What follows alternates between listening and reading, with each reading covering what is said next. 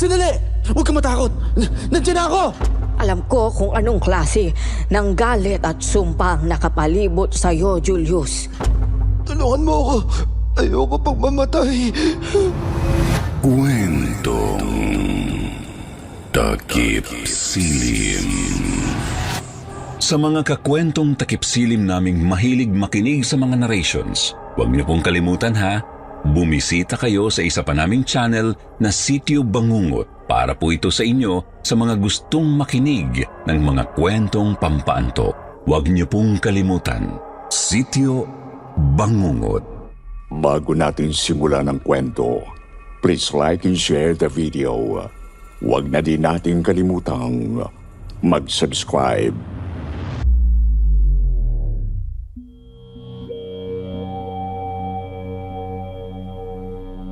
Magandang araw po sa mga staff ng pinakapaborito kong YouTube channel. Ako po si Julius at isa ako sa super fans ng kwentong takip silim. Lagi ako nag-aabang ng bagong kwento ninyo at sumulat ako dahil gusto kong i-share yung nakakatakot kong karanasan. Hindi na ako magpapaligoy-ligoy pa. Gusto ko pong si Sir Wilmore ang magkwento ng karanasan ko. Dahil sa lahat ng voice artist ninyo, siya yung nagpapatindig ng balahibo ko kapag nagsasalita siya. Gusto ko rin naman si Sir Jupiter at Miss Anne, pero si Sir Wilmore talaga ang paborito ko. Kung sakaling mapili ako, hiling kong si Sir Wilmore ang magbasa ng kwento ko. Ngayon hindi ko na pahahabain pa, sisimulan ko na ang kwento ko na nangyari noong August 12, 1991.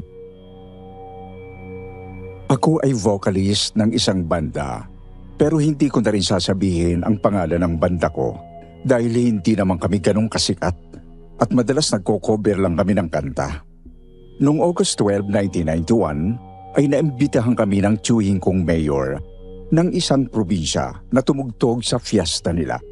Malaki ang bayad kaya naman tinanggap ng banda namin yung pagtugtog doon sa probinsya na yon. Sa may Mindanao yung probinsya at hindi ko na rin sasabihin kung saan dahil baka masira pa ang pangalan ng probinsya na yon sa kwentong ibabahagi ko.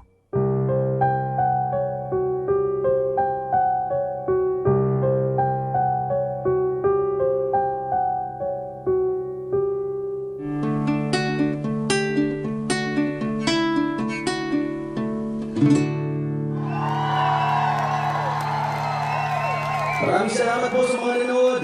Ako si Julius, si Benji ang drummer namin at ang malupit namin gitarista, si Alvin. Kapag napunta po kayo ng Maynila, nako, tumutugtog po kami sa Emos. Isang bar po yun at sana po makapanood niyo po kami. Grabe, kapag liblib na probinsya, bentang-benta tayo. Samantalan doon sa Emons, swerte na natin yung may pumalakpak sa atin. Oo nga. Saka ang laki pa ng kita natin. Salamat talaga sa tiyuhin nitong si Julius. Akalain mo big time pala yung mga kamag-anak nito. Mayor yung tiyuhin eh. Pero grabe ang saya ng crowd kanina. Pagod pero at least sobrang saya. Oo nga eh. Kala ko nga mag-stage dive ka doon sa mga tao kanina. Siyempre naman, kapag si Julius ang kumanta, wala na. Patay na ang mga tao. Lalo na yung mga babae. Hi. Excuse me, kayo yung banda kanina, 'di ba? Uy, ang galing nyo. Lalo ka na. Ay, naku, grabe, Julius. Idol na idol talaga kita eh. Oo nga. Ang ganda ng pag-cover nyo ng kanta. Parang kayo nga yung original singer eh. Wow, salamat. Nakakatuwa namang marinig yan. Oh, parang namumuli yung isa dyan ah. Ano, Funny Julius? Ay na nga ba sinasabi ko eh. Lapitin talaga ng mga chicks sa mga vocalist.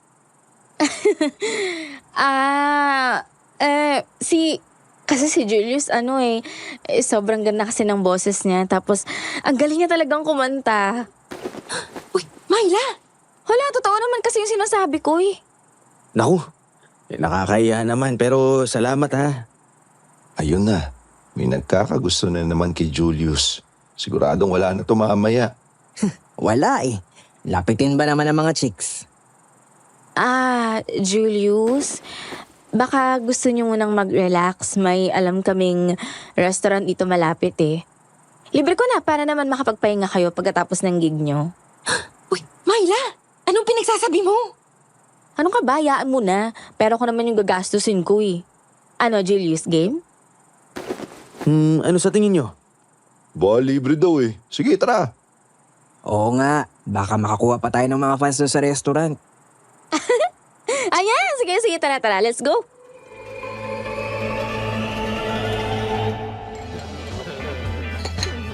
Wow, ang ganda dito ah. Mukhang maganda nga yung taste ng mga fans natin. Siyempre alam na nila yan. Taga rito sila eh. Oo nga, no? Thank you, Myla and Cindy. Naku, hindi nyo na dapat kami nilibre.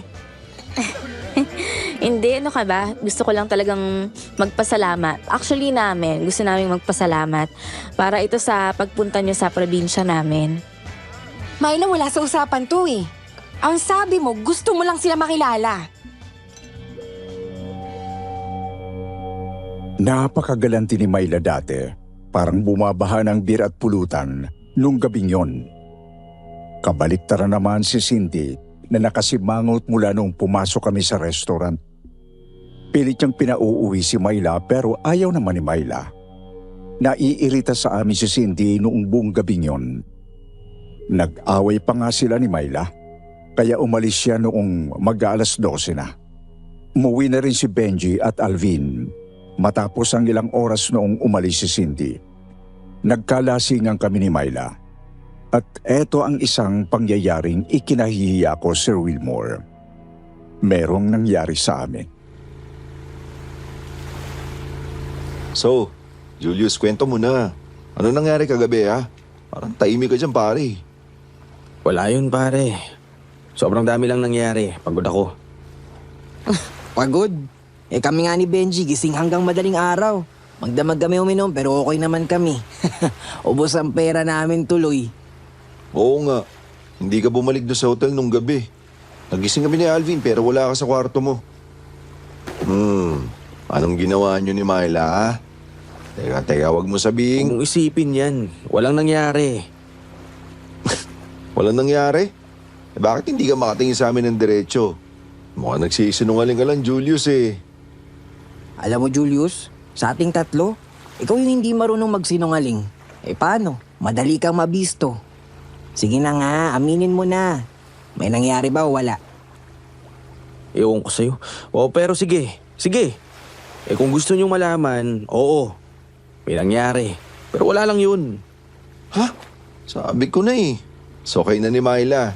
Ano, may girlfriend ka na pare? Hindi ganun yun. Wala akong balak makipagrelasyon.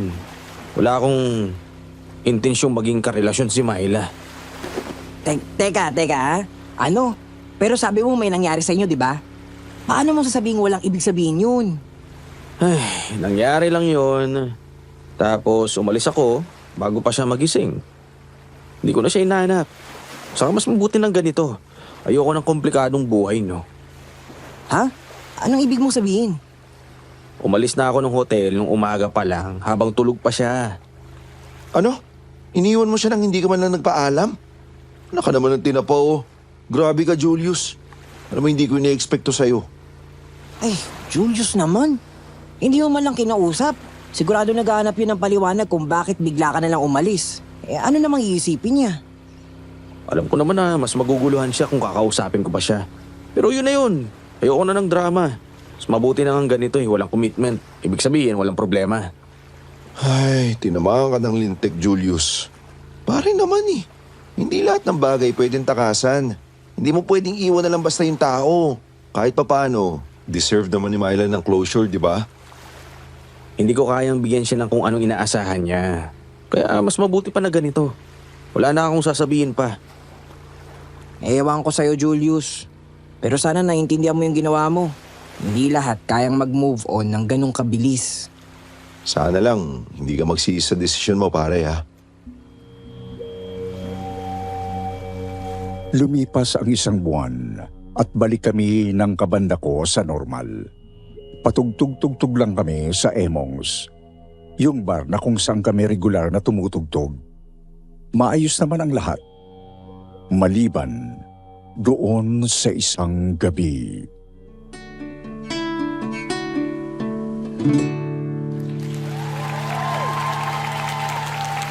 Woo! Salamat sa inyong lahat! Thank you. Maraming salamat sa lahat na nandito sa Emmons. Kayo ang dahilan kung bakit patuloy kami tumutugtog. Sana nag-enjoy kayong lahat ngayong gabi. Salamat sa inyo. Sobrang saya gabi na to. Natigilan ako noong may napansin ako sa mga audience namin noong gabing yon, Sir Wilmore. Hindi ko inakalang magkikita pa kami noong nakita ko sa loob ng bar.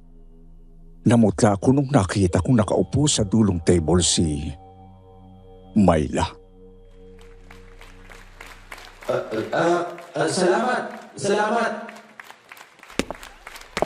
Uy, Julius, ayos ka lang? Ba't parang namumutla ka dyan? Uy, si Myla yun ah. Kala ko ba tapos na yun bro? Akala ko rin. Pinagpawisan ako ng todo nung magsimulang pumalakpak si Myla. Tapos tumayo siya at lumapit sa stage. Julius, Salamat sa inyo lahat. Sana makita ulit namin kayo sa susunod. Bro, delikado to. Parang gusto niya makipag-usap kay Julius. At nakita mo ba yung mga mata niya? Galit na galit siya nakatitig kay Julius.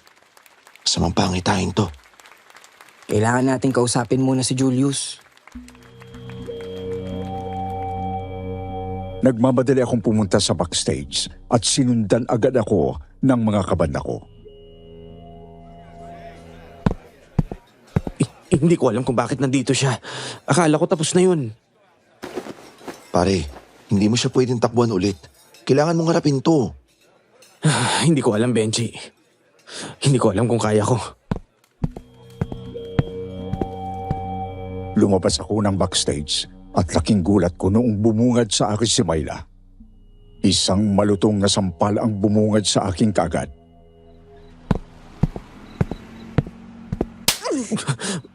Julius, paano mo nagawa sa akin yon? Myla, I'm sorry. Hindi ko kasi... Sorry? Ha? Yun lang ba? Iniwan mo ko pagkatapos ng lahat? Akala mo ba ganun lang kadali yun? Hindi. Hindi, Myla. Hindi ko sinabi na madali yun. Ang alam ko... alam kong mali ako. Nagsisisi ako. Hindi ko dapat ginawa yun.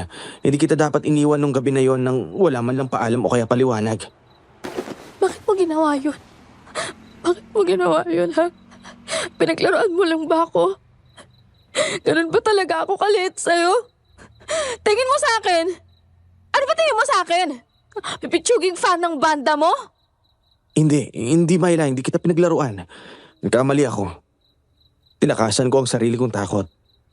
Takot ako sa commitment eh. Takot akong harapin ng mga bagay na hindi ko pa kayang ayusin. Pero hindi ikaw ang problema. Ako. Ayoko lang na maging komplikado yung buhay pero napagtanto ko na mali pala yung paraan ko.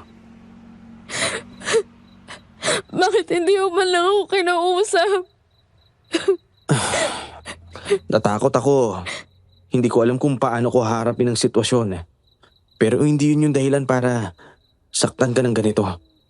I was so selfish and I'm sorry. Saan na naman mapatahon mo pa ako? Talaga? Hindi ko alam kung paano natapos ang usapan namin, Sir Wilmore. Pero napatawad ako ni Myla nung gabing yon. Ang mas nakapagtataka pa ay nalaman kong magtatagal siya sa Maynila dahil sinundan niya ako dito. At ako naman parang tanga na pumayag na samahan siya habang naandito siya. Iniisip ko kasing saglit na relasyon lamang ang mangyayari sa amin dahil panandalian lang siya dito sa Maynila. Nagkamali ako. Nagkaroon kami ng relasyon ni Myla at lalo siyang nagtagal sa Maynila dahil sa akin. Nalaman ko na teacher siya pero may malaking business ang pamilya niya. Kaya naman marami siyang pera. Pero nung isang gabi matapos naming magtalik sa isang motel, ay may nalaman akong bagay na itinatago niya sa akin. Kasalukuyan nagsashower si Myla noon at hindi ko sinasadyang malaman ang isang lihim ng karelasyon ko. Julius, nagutom na ako eh. Umorder ka naman ng pagkain. Magpa-room service ka na lang ng makakain natin. Sige, ano bang gusto mo? Ikaw ba? Ikaw nang bahala. Ha? Nahulog yung wallet ni Myla. Teka, ano to? Anong pamilya? May asawa at anak na si Myla. Myla!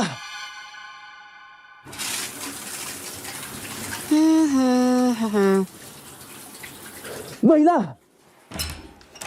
Julius, ano ba yan? Ba't ang ingay? Ba't ka bigla napasigawan? Anong problema? Ano to, Myla? May asawa ka na pala. May anak ka na rin. Anong klaseng laro to? Niloloko mo ba ako? Kasi, Julius... Okay, teka lang. Okay, sige. Okay, hindi ko na talaga kayang itago to. Oo. Totoo yun, may asawa at anak ako pero hindi ko naman sinasadyang lokohin ka eh. Paano mo nasikmurang gawing laruan tong relasyon natin? Ginawa mo lang akong libangan dahil dito? Ano to? Nagsawa ka na sa asawa mo?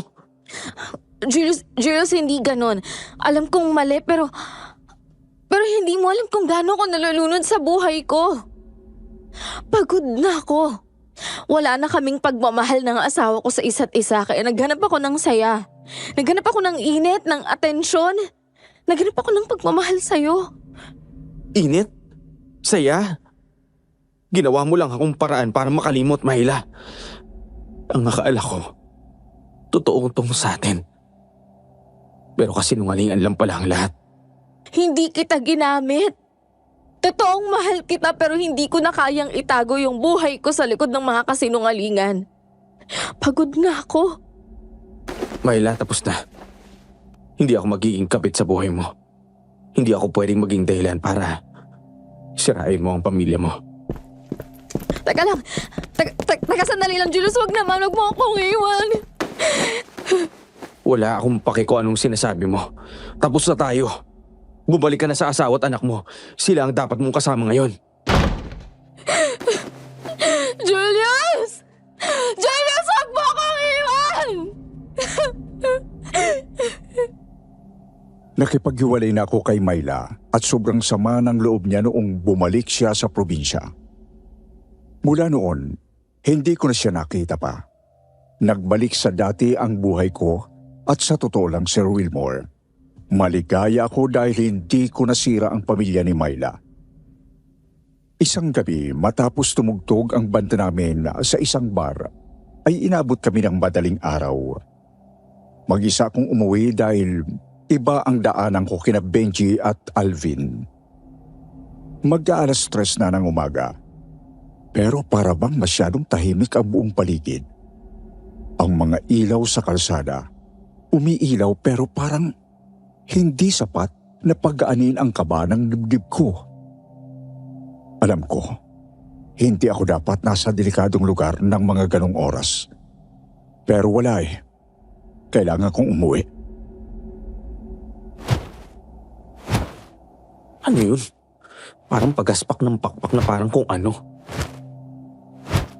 Matapos makarinig ng kakaibang pagaspas ng mga pakpak, ay nagtayuan ang mga balahibo ko sa braso. Biglang naramdaman ko na parang may sumusunod sa akin. Hindi ko alam kung totoo o guni-guni lang, pero may kakaibang tunog na sumusunod sa akin. Parang mga pakpak na kumakampay sa ere. Huminto ako sandali. Pero walang ibang tao. Matapos ang ilang minutong pakikinig sa kapaligiran ko, binilisan ko ang paglalakad ko sa isang maliit na eskinita. Sa bawat hakbang ko, nararamdaman ko na parang may bagay na lumilipad at sumusunod sa likuran ko. Huminga ako ng malalim at pilit kong huwag isipin ang nakakatakot na imahinasyon ko. Pero hindi ko rin maitatanggi. May malamig na hangin na biglang dumampi sa likod ko. Ano to? Pakulan mo ako! May mga malamig na kamay ang biglang dumakma sa balikat ko. At ang mga kuko nito, parang kutsilyong bumabaon sa balat ko. Nararamdaman ko ang matinding sakit na parang pinupunit ang lamang ko. Paglingon ko, halos hindi ako makapaniwala sa nilalang na dumagit sa akin, isang manananggal. Ang mga mata nito'y nanlilisik at meron itong mga pakpak na malalapad na kulay itim. Mahaba ang buhok ng manananggal at matatalim ang mga ngipin nito.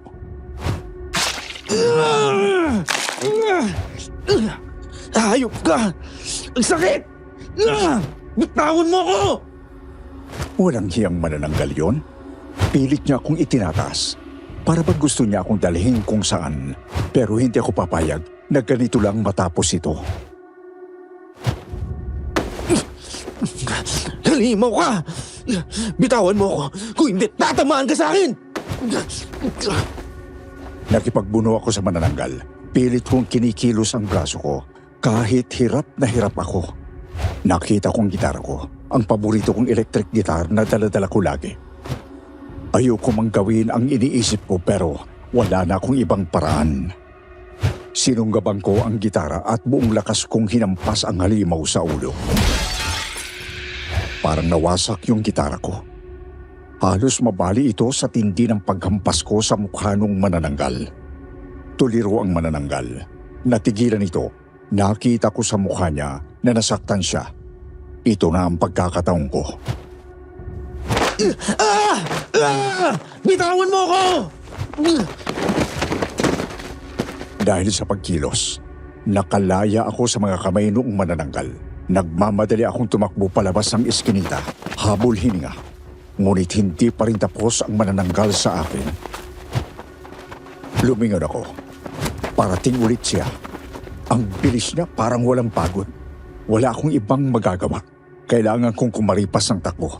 Hinahabol niya ako. At sa pagkakataon nakala ko tapos na ang lahat, isang jeep ang dumaan paglabas ko ng eskinita. Agad akong tumalon at sumabit sa likuran ng jeepney. Saktong-sakto. Halos sabutan ako nung buwisit na halimaw na yon, pero sinerte at nakatakas pa rin ako. Kinilabutan ako sa nangyari, kaya naman hindi ako nakatulog ng gabing yon. Ilang araw akong hindi nagpakita kina Benji at Alvin, pero dumating yung punto na kailangan ko silang puntahan. Dala-dala ko ang wasak kong electric guitar at nagdadalawang isip ako kung ikwento ko ba sa kanila yung nangyari. Pare, bakit parang wala ka sa sarili mo? At anong nangyari sa gitara mo, ha? Bakit halos bali-bali na yan? Hindi naman kayo maniniwala sa akin kapag kinuwento ko yung nangyari sa akin eh. Sus, yung drama mo naman. Oo pare, di ba that's what friends are for? Inatake ako ng manananggal kagabi. Ano? Manananggal? Ano yan, horror story? Ayos. Manananggal pala, ha? Baka naman sobrang pagod ka lang kagabi, Julius. Alam mo, minsan kailangan natin ng pahinga. Kung hindi, tsaka kung ano-ano na-imagine natin. Hindi to biro. Totoong nangyari to. May manananggal na umatake sa akin nung isang gabi. Ginamit ko tong gitara ko pang depensa. Pinukpok ko sa ulo yung manananggal. Ang ginawa mong pamalo yung gitara mo? Grabe pare, gitara lang pala yung katapat ng mga aswang, no? Baka gusto magbenta sa Quiapo, aswang-proof electric guitars. Tigilan nyo nga yan. Hindi to kwento lang. Sinabi ko sa inyo may manananggal nga talaga. Narinig ko yung mga pakpak niya. Naramdaman ko yung mga kuko niya sa balikat ko. At higit sa lahat, kitang-kita ko yung manananggal. Halos madala na niya ako sa ere kung hindi ko pa siya nahampas ng gitara ko. Teka, seryoso ka? Baka naman niloloko mo lang kami ni Alvin. Talaga, Chong? Totoo yung sinasabi mo. Pero teka, saan naman nanggagaling yung manananggal na yun? Di naman basta-basta lumalabas ng syudad yun. Hindi ko alam. Bigla na lang siyang sumulpot sa iskinita habang pauwi ako eh. Akala ko nga katapusan ko eh. Bigla na lang lumipad sa kasinunggaban niya ako. Hindi ko alam kung bakit pero alam kong hindi pa tapos to. Baka balikan pa ako ng buwisit naman ng uncle na yun. May naiisip ako, tol. Naalala mo si Myla? Si Myla? Ano namang kinalaman ni Myla dito? Yung probinsya nila, di ba kilala yun sa mga aswang at manananggal? Baka may dugong aswang yung Myla na yun. Baka siya mismo yung manananggal na umatake sa'yo. Tigilan mo yan ha. Ayoko ng ganyang biro. Chong, pakinggan mo naman si Benji. Ano ba? Baka pwedeng huwag mong gawing biro to. Hindi si Myla yun. Hindi pwedeng mangyari yun. Pero tol, may punto si Benji. Alam niyo ang kukulit ninyo. Sinabi ngang hindi si Myla yun eh.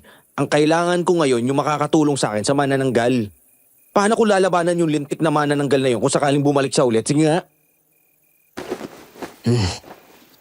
Alam ko na. Sa pagkakalam ko, marami siyang gamot at iba pang gamit sa sinasabing panlaban sa mga masasamang elemento ng kabilang mundo. Sigurado kung may alam yun. Kung ano yung panlaban sa mga manananggal, pwedeng-pwede nating puntahan yun bukas. At totoo ba? Pwede ko ba siyang kausapin? Oo naman. Sige, ayos yan. Kailangan ko lang ng tulong ng lola mo kung sakaling babalik yung manananggal na yun na umatake sa akin. Hindi ko na ulit hayaang mangyari yung nangyari kagabi. Dinayo namin ni Alvin ang lola niya na nakatira malapit sa simbahan sa Baklaran. Tumayo ang balahibo ko doon sa bahay ng matanda. Amoy insenso at napakaraming nakatirik na kandila sa loob. Hoy Alvin, sigurado ka bang dito natin matatagpuan yung sagot? Bakit parang kakaiba yung nararamdaman ko? Wala tayong ibang mapagkakatiwalaan, Julius. Si Impang Uba na lang ang makakatulong sa atin. Lalo na kung totoo ngang manananggal yung umatake sa'yo.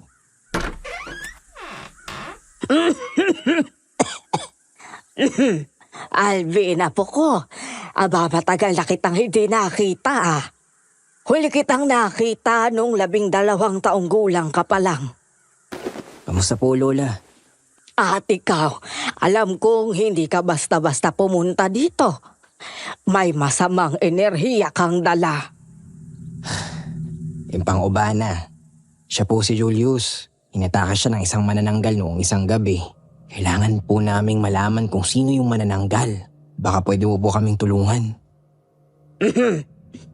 Ay, hindi na ako nagtataka, Alvin. Nararamdaman ko na may dilim na bumabalot sa kanya at may kasumpa-sumpang nilalangang may gawa nito. Handa na ba kayong malaman ang katotohanan? Teka. Bakit parang hindi ka man lang nasindak nung sinabi kong mayroong manananggal na umatake sa akin? Dahil ang manananggal at iba pang nilalang ng kabilang mundo ay halos kapitbahay ko na. Kilala ko sila. Sa mundong ito, hindi lahat ng bagay ay dapat ikagulat. Ang mga tulad ko, matagal nang kilala ang mga halimaw na yan. Alam ko kung anong klase ng galit at sumpa ang nakapalibot sa iyo, Julius. Chong, hindi naman may sayad yung lola mo, no? O baka naman taka sa mental. Huy, shh, ano ba? Ayaw mo bang makaligtas dun sa manananggal na yun? Ano? Simulan na natin ang ritual para alamin ng pagkatao ng manananggal na may galit sa iyo. Naglakad palayo ang matanda at nang bumalik ito, may dala siyang kakaibang kutsilyo, itim na kandila at planggana na puno ng tubig. Kung gusto ninyong malaman ang katotohanan, kailangan ko yung dugo mo, Julius. Wala nang ibang paraan. Dugo ko? Anong gagawin mo sa dugo ko? Julius, kalma lang. Alam ni Impang ang ginagawa niya. Ang dugo mo at ang galit mo, ang susi para malaman ang pagkakakilanlan ng manananggal. Handa ka bang harapin ang totoo kahit gaano ito kadilim? Sige, kung ito lang yung paraan, gawin mo na. Akin na yung kamay mo.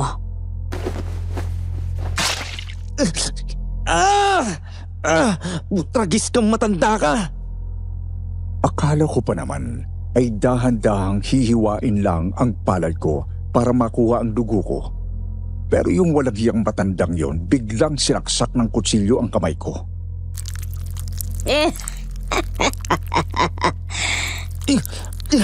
Ano ba to? Bakit mo ko sinaksak? Kailangan ko ang galit mo.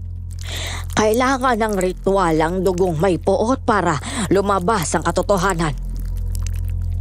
Ang daming dugo na tumulo mula sa kamay ko at pinatulo niya ito sa planggana na may tubig. Sinindihan naman ni Impang Ubana ang itim na kandila at pinatulo ang lusaw na itim na kandila sa tubig ng planggana. Maya-maya pa ay may namuunang kakaibang korte sa tubig. Kakaibang hugis noong tumigas na kandila sa planggana. Ipakita mo ang sarili mo! Halimaw ng dilim, sino ka sa likod ng katauhang manananggal?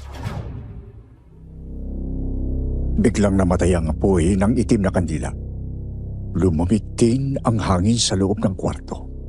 Nagkatinginan lang kami ni Alvin sa nangyari.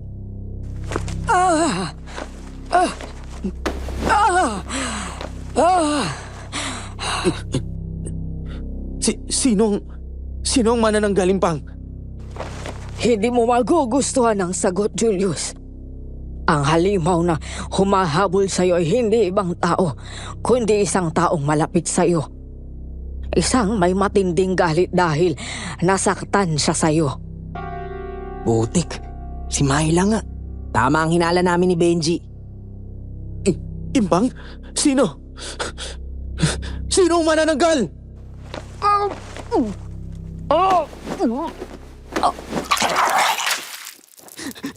Impang Ubana! Biglang sumuka ng itim na likido ang matandang babae. Punong-puno ang sahig ng maitim na malagkit na likido. Lalo akong nasindak noong nakita ko ang kanyang mga mata. Kulay puti ito, na parabang nabulag ang matanda. Hinihingal si Impang Ubana, na parabang may umubos ng kanyang lakas. Bakas na bakas sa kanyang mukha ang sakit na parang may nagpaparusa sa kanya. Kahit hirap na magsalita si Impang Ubana, ay pinilit niyang ihatid ang isang malagim na balita.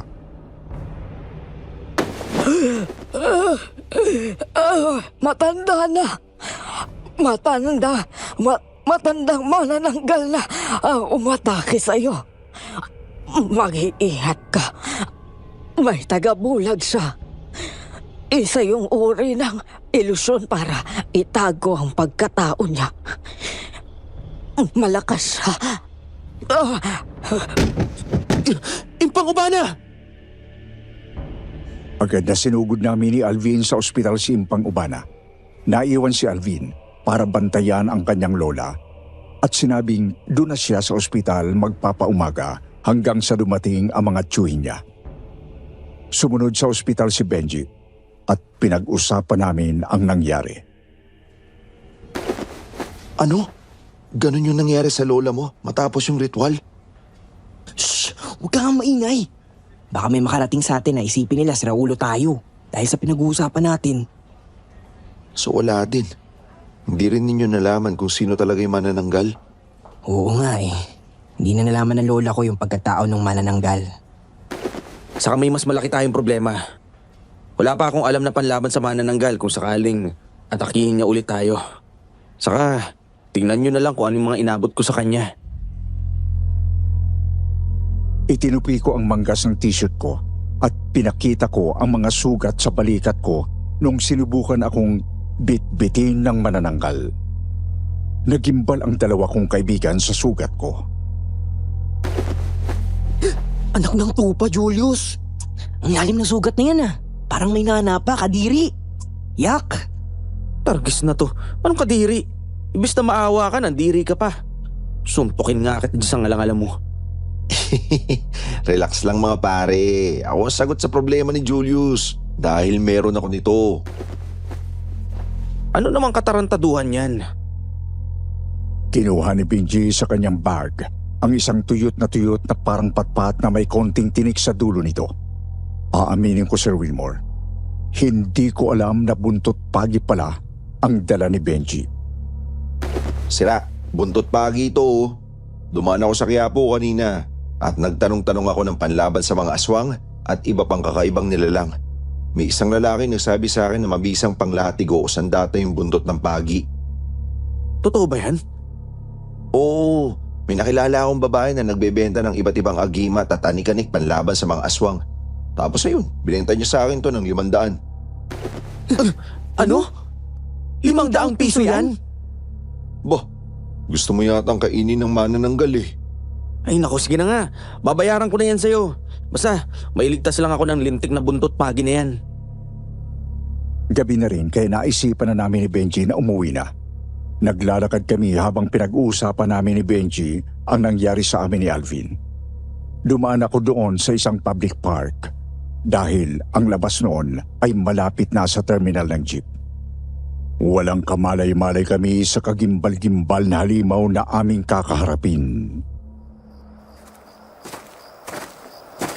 Julius, sarap ng hangin dito no? Medyo nakakatakot nga lang dito sa public park na to. Oo nga, parang may kakaiba. Pakiramdam ko, may nagmamasid sa atin. Uy, sira ulo ka. Kang manakot. Eh sino ba naman kasing gustong dumaan dito? Kung doon tayo sa kabila dumaan, hindi mas maliwanag. Ay, nang lalakarin doon eh. Tsaka pagod na ako kakaikot ng Quiapo para lang makuha yung buntot pagi na yan.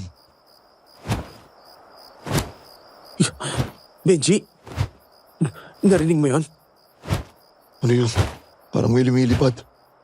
Benji, yun yung tunog ng pakpak ng manananggal. Hindi nga. Paano na ngayon tayo? Nandito yung manananggal na umatake sa akin noon. Wisit talaga oh. Ang lakas ng kabog ng dibdib ko noon, Sir Wilmore. Pakiramdam ko, para kaming mga sisiw na binabantayan ng isang mabangis na leon. Pwedeng-pwede kaming atakihin ng manananggal kung kailan niya gusto. Ano? Putragis naman kamalasan to. Kayo pa lumabas yung manananggal. Shh! Tumahimik ka, tumingin ka sa paligid mo. Baka mamaya malapit na siya eh. Bakit? Biglang tumahimik.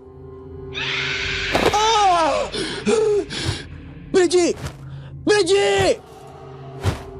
Kitang-kita ng dalawang mata ko noong dinagit at kinaladkad ng manananggal si Benji. Wala akong nagawa kung hindi habulin ang dalawa at magdasal na sana ay mabuhay si Benji. Benji! Sandali! Huwag ka matakot! Nandiyan ako! Tagaktak na ang pawis ko sa katatakbo pero iniisip ko si Benji dahil biglang naglaho yung manananggal at si Benji sa paningin ko. Anak na! Saan lumipad yung manananggal na yun? Saan niya dinala si Benji? Nalinti ka na! Benji! Nasaan ka na? Benji! Kapit lang, Benji. Andyan na ako. Benji! Julius, tulungan mo ako. Ayoko pang mamatay. Halos simatayin ako sa takot nung nakita ko si Benji na nakahandusay sa sahig malapit sa siso. Duguan ang buong mukha nito at may napakalaking kagat sa braso niya. Punit at wakwak ang t-shirt ni Benji. May mga kalmot din siya sa kanyang dibdib. Diyos ko, Benji. Anong ginawa ng halimaw na yun sa'yo? Utragis, edi kinagat. Kitang-kita mo na nga sugatan ako eh. Pinyaemos ka. Tulungan mo na nga lang ako. Mukhang maayos-ayos ka pa. Mapatawa ka pa eh. Pero teka, bakit puno din ng dugo yung kamay mo? Saka, ano yan? Balisong? Ay hindi, kutsara to. Siyempre balisong. Kitang-kita mo na nga eh. Aray, tandaan naman sa pagbuhat. Anong nangyari? Sinaksa ko yung manananggal habang nililipad niya ako. Ayun, nasaktan yung bruwa kaya kinagat niya ako sabay binagsak dito. Nung narinig na naman namin ni Benji ang pagaspas ng pakpak, alam na namin na babalik na naman ang manananggal para tapusin kami. Nagulat na lang ako nung may hinagis sa akin si Benji. Oh, alam mo nang gagawin mo dyan, ha? Anak ng pati, Ice Pick? Ano to? Miyembro ka ng gangster? Saka, dami mo na magdalang sandata. Huwag ka nang matanong. Basta maganda ka. Saka gamitin mo na yung buntot pagi na binili ko. Anak ng pati! Benji! Mabilis akong dinagit nung manananggal at inilipad gaya ng ginawa niya kay Benji. Bumaon ang mga kuko nito sa tagiliran ko at halos hindi ako makahinga sa sakit. Julius! Julius! Julius! Utragis ka, manananggal ka. Bitiwan mo siya. Hindi mo siya makukuha. Bumalik ka dito! Tumakbo si Benji kahit paika-ika para habulin kami nung manananggal. Pero hindi ko papayag na kainin ako ng halimaw na tumangay sa akin. Pinagsusunto ko yung manananggal sa mukha. Kaya naman, nainis ito at kinagat niya ako sa balikat. Muling bumuka yung sugat ko sa balikat ko na yung manananggal din ang may gawa. Sumirit yung dugo at halos mawalan ako ng ulirat sa sobrang sakit. Rico! Hayop ka! Epog sa'yo! Sinaksak ko ang manananggal gamit yung ice pick na bigay sa akin ni Benji. Pilit kaming hinahabol ni Benji na tumatakbo sa baba. Julius, kumalma ka. Tatapusin natin to. Huwag kang bibitaw, pare. Matapos kong ibaon yung ice pick doon sa manananggal, hindi ko inaasahan yung gagawin ng manananggal. Anak ng pati! Hayop ka!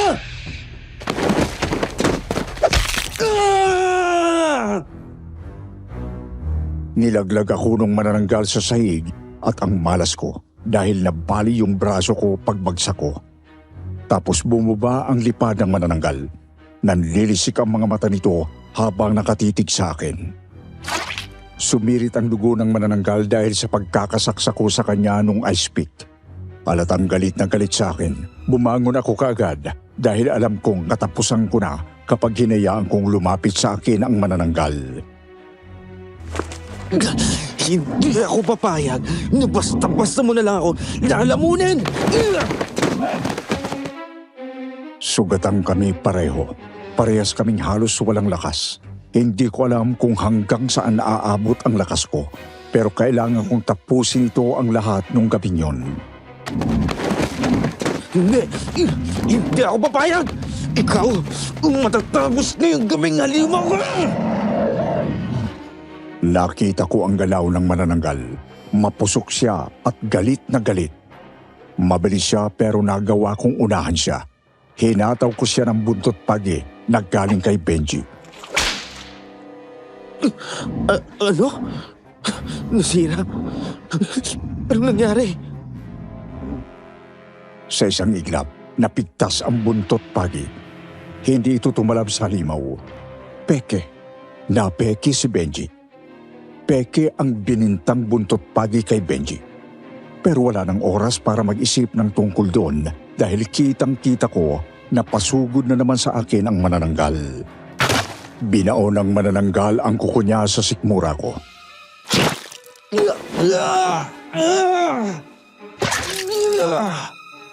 Ramdam ko ang pagbaon ng mga kuko niya sa tiyan ko. Mabilis na sumirit ang dugo sa sugat ko. Ramdam ko na tumatagas na dugo mula sa akin. Akala ko, tapos na ang lahat.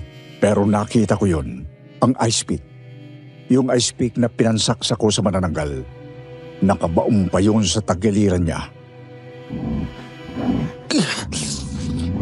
Di pa ito tapos. Halimaw! Pinilit kong ibaong pa ng mas malalim. Pinaikot ko ang ice pick sa sugat niya.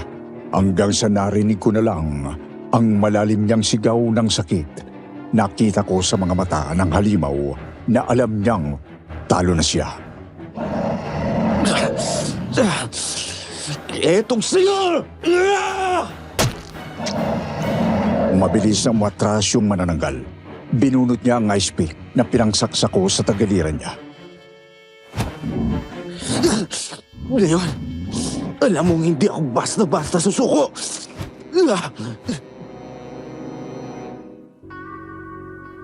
Alam kong mawawalan ako ng ulirat dahil sa dami ng dugo na nawala sa akin at sa lalim ng sugat sa sikmura ko. Pero nagulat na lang ako nang biglang panandali ang nagbago ang mukha ng manananggal. Bumalik ito saglit sa kanyang anyong tao. At nagulat ako dahil sa nakita ko.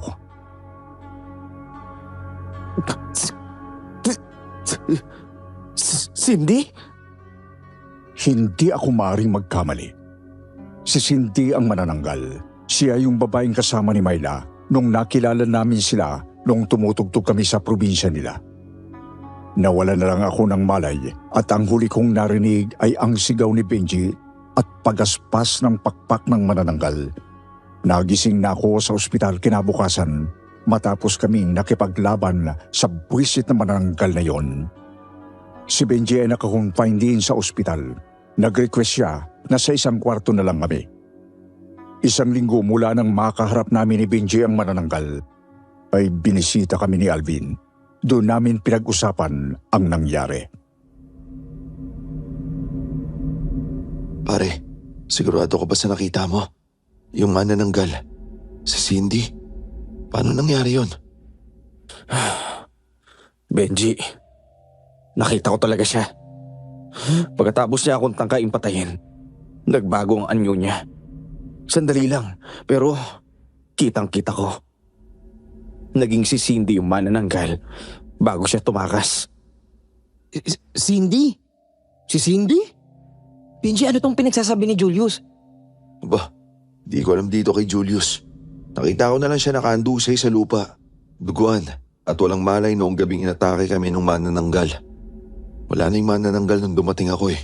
Naglaho na siya tapos tinakbo sa ospital si Julius. Ang kulit niyo naman. Sinabi ko na ngang nagbabagong anyo yung manananggal at ang totoong katauhan niya nga si Cindy. Bakit si Cindy ha? Kung siya nga yung manananggal, bakit kanya aatakihin? Dahil kay Myla? Malamang may kinalaman to dun sa nangyari sa amin ni Myla. Nung nakipag-iwalay ako kay Myla, matapos ko malaman na may asawa at anak na pala siya. Pero bakit nga? Anong dahilan niya para atakihin ka? Alam niyo ba, tumawag ako sa tito ni Julius nung isang araw. Nag-long distance call ako.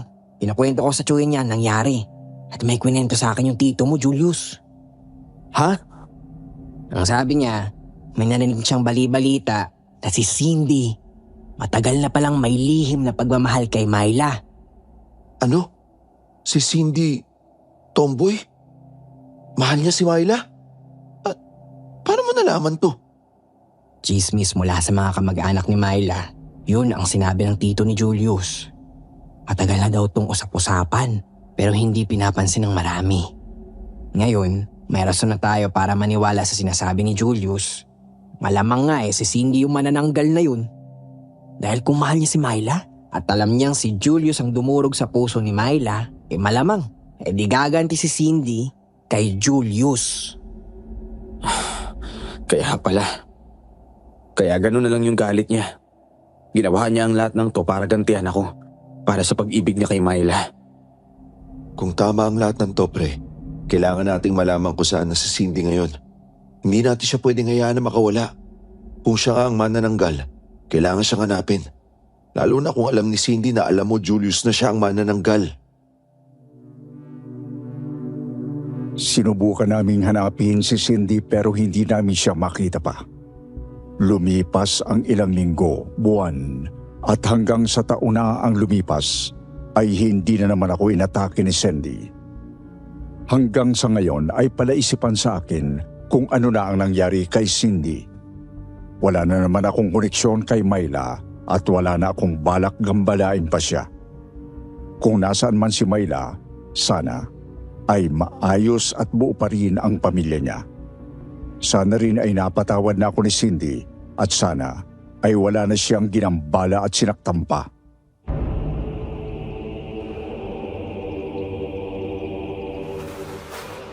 May ibang tao na sagad sa buto ang kasamaan, walang konsensya at walang pakundang gumawa ng krimeng karumaldumal.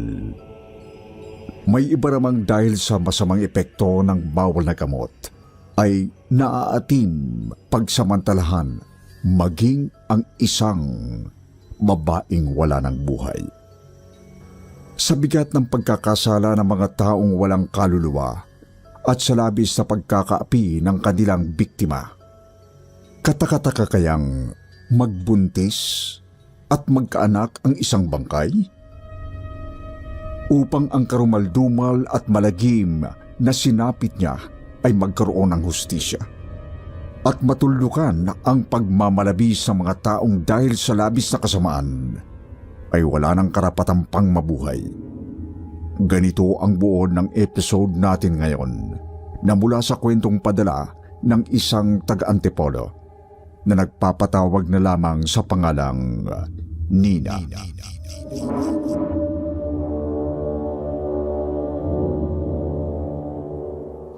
Ayon sa kanyang sulat, Dear Sir Wilmore, 3 taon pa lamang ako nang maulila ako sa mga magulang at kupkupin ng biyudo kong lolo. Dahil sabay na namatay sa aksidente ang inay at itay ko. Si Lolo Primo ay imbalsamador sa isang punerarya. Sa tagal niya sa kanyang trabaho, marami na siyang katawang naimbalsamo. Pero ang tanging naikwento niya sa akin ay ang tungkol sa bangkay ng dalagitang malamang naging biktima raw ng panggagahasa.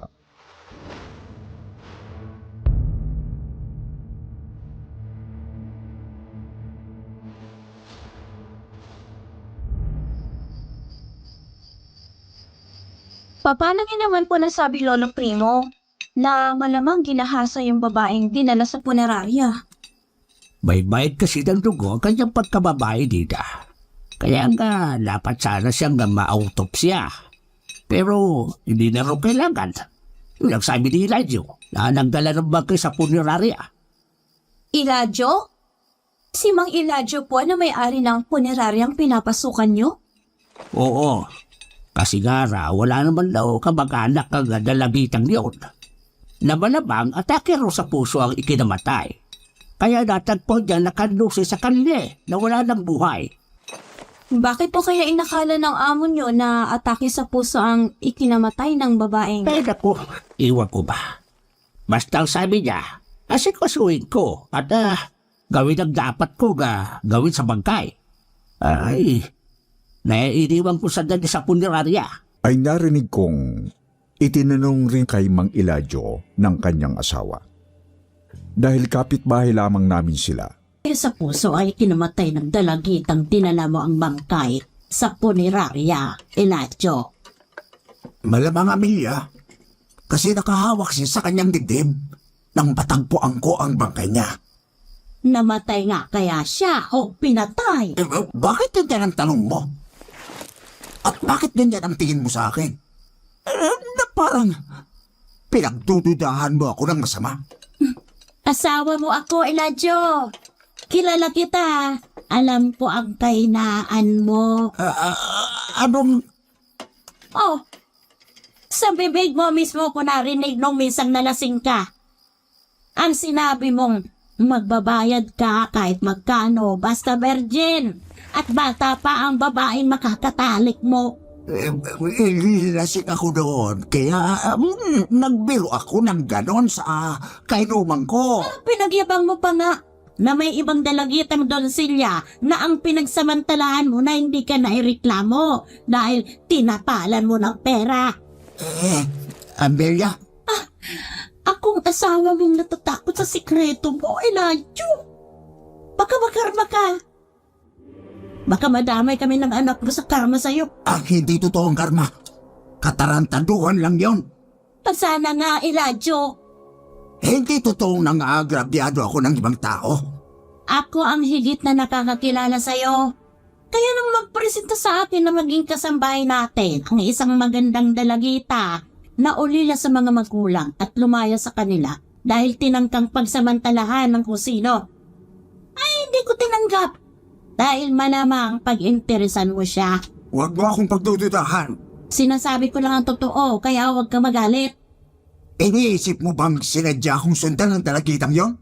Para pang samantalahan? Hindi ba? Wala akong ginawang masama. Kaya huwag mo akong pagbintangan, Amelia. Huwag. At baka masaktan kita. Baka mapatay kita.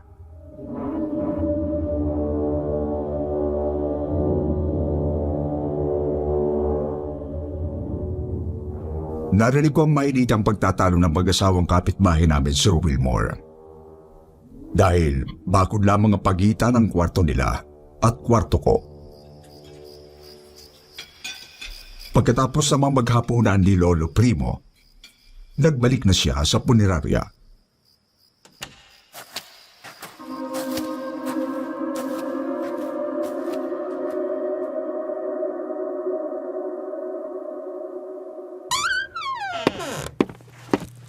Isara niyo yung pinto ng punerarya, Mang Primo. Bilisan niyo, baka may ibang tao makakita pa sa ginagawa ko rito.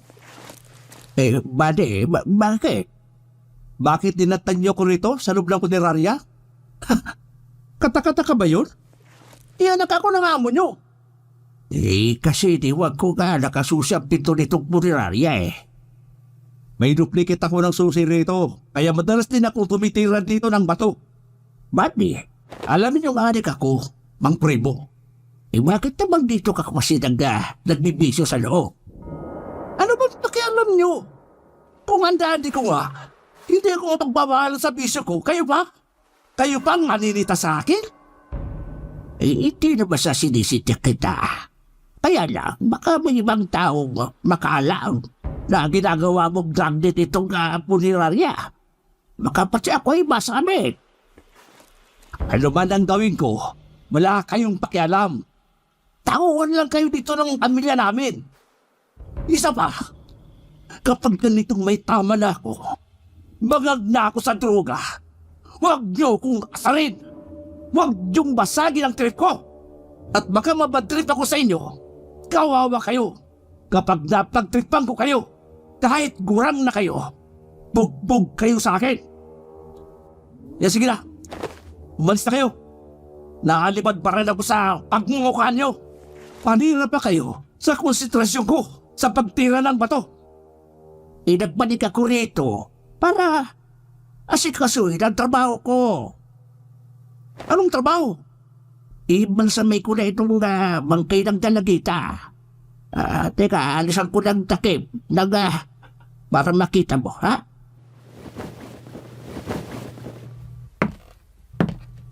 Ha? Teka, Mang Primo. Huwag mo munang imbalsamay ng bangkay. Ang ganda pala niya. At ang kinis. Pagtitripan ko muna yan bago mo imbalsamahin.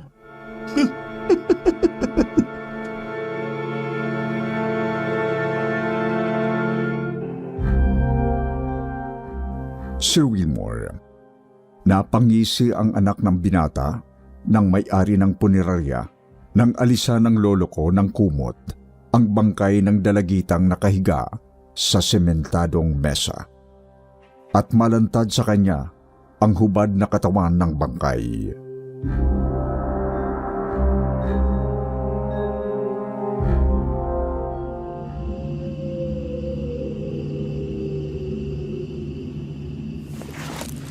Lumabas ka na rito sa punerarya, Mang Primo.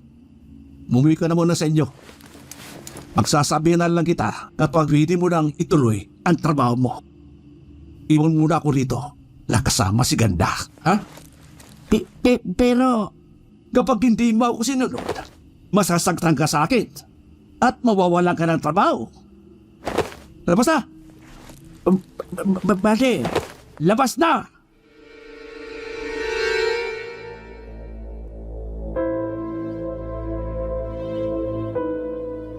Sa edad ng lolo ko na 60 anyos na, Sir Wilmore, alam niyang mahirap na siyang makakita ng ibang hanap buhay.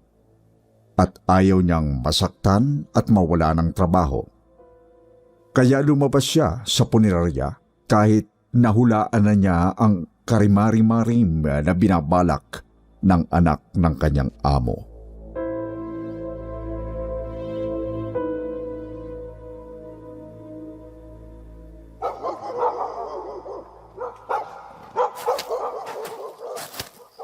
Mang Primo, Ha? Ay, bakit ho kayo lulugo-lugo na parang problemado kayo? wala na ba na Milya? Kung pinansyal ang problema nyo, huwag kayong mahiyang dumain sa akin. Para ano't naging tauhan kayo sa aming punerarya at magkapit bahay tayo kung hindi ko kayo matutulungan. Napakabait mo talaga, Milya. Mabait ho ako sa mabait, pero masama ho akong magalit.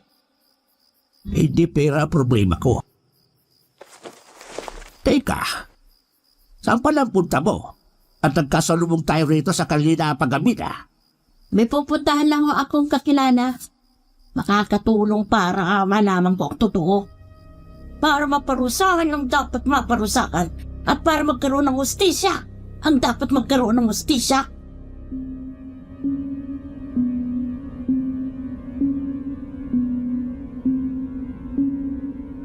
Hindi maintindihan ng lolo ko ang gustong sabihin ng asawa ng kanyang amo, Sir Wilmore.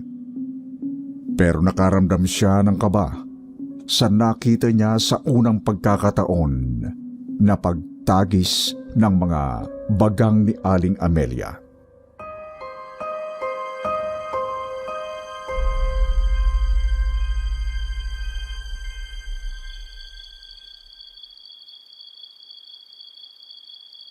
Taka naman po ako sa inyo, Lolo. Pagkatapos niya maghapunan kanina, nagmamadali kayong nagbalik sa punerarya. Kasi sabi niyo may aasikasuhin kayong trabaho noon. Hindi po ba, Lolo? Ganun nga din Bakit nagbalik pa kayo rito sa bahay?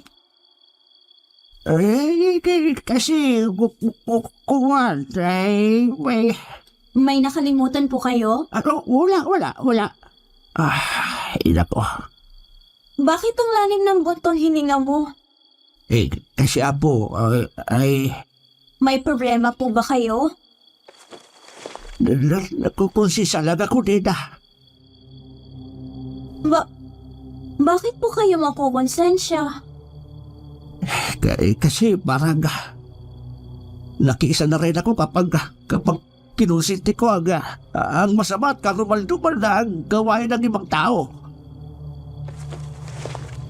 Hindi ko po kayo maintindihan, Lolo. Linawin niyo nga po ang gusto na sabihin. Nalalabuan po kasi ako sa inyo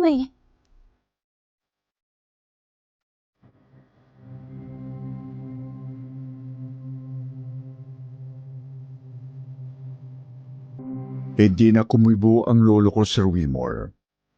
Pero halata kong may mabigat na gumugulo sa isip niya. Nakatulugan ko nang nakaupo siya sa balkon ng aming bahay.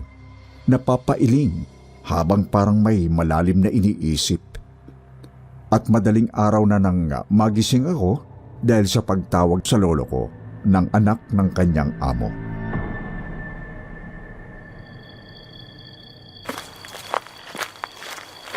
Bade?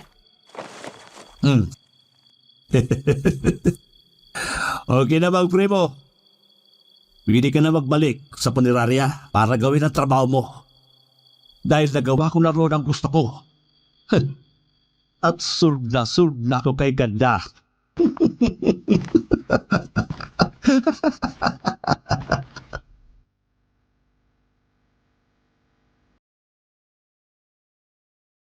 Napailing si Lolo Primo nang nakangising tumalikod ang anak ng kanyang amo. Kumigit kumulang ay alam na niya ang nakasusulasok na ginawa ni Buddy sa punerarya. At nakadaba ng labis na pagkahabag si Lolo Primo sa bangkay ng dalagita. At nakukonsensya.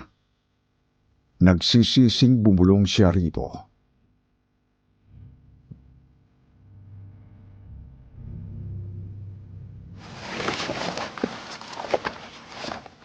Hindi ko. Hindi. Sino ka ba? Gusto kong malaman mo na dalapang salukong nagani sa'yo.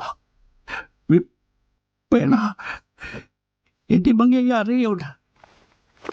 Hindi magagawa ni Manny na magpusin tatawan mo kung hindi ako natakot sa kanya. At mawalan ako ng trabaho. Patawarin mo sana ako, hindi. Patawan.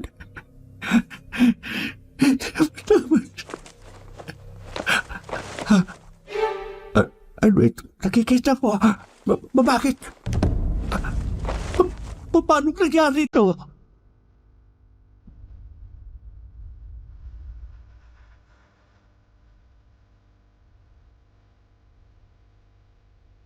Napatigil sa pag-iyak ang lolo ko, Sir Wilmore, at kinilabutan siya nang mapansin niyang lumaki ang tiyan ng bangkay ng dalagita sa punerarya, na parabang nagbuntis ito, at pinanindigan ng balahibo ang lolo ko sa malaking pagtataka at pagkatakot nang may lumabas sa bibig ng bangkay.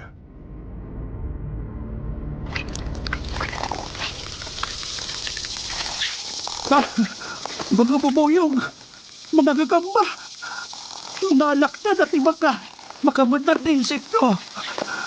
May lumalapas na insekto sa bumaba ng bangkay.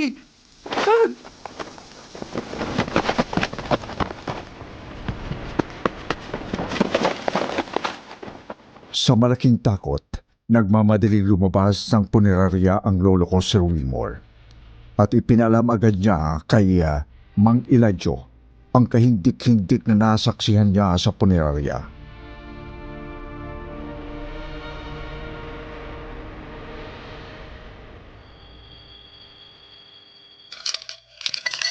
Lasing ka ba, Mang Primo? Ha? Bahag ka ba sa droga? Hindi lang ito. Mali na mag-isip ko dahil hindi ako nagbibisyo. Totoong sinasabi ko sa iyo. Kaya kahit gabing-gabi na kumatok ako sa bahay ninyo. Paano magbubuntis ang bangkay ng dalagita sa punerarya? Paano lalabasan ang bibig niya ng mga insekto? Hindi ko maintindihan. At labis na pinagtataka ko.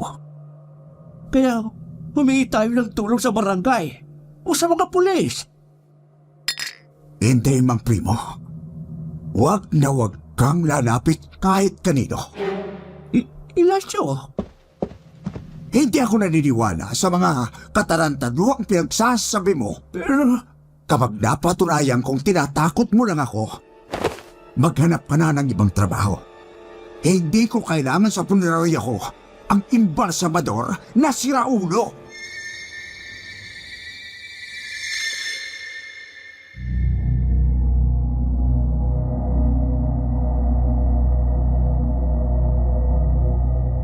Hindi nagpunta si Mang Elijah sa punerarya, Sir Wilmore, dahil inakala niyang nasisiraan ng bait ang lolo ko. Si Buddy ang natuwa nang malaman niyang hindi pa naimbalsamo ang bangkay ng dalagita.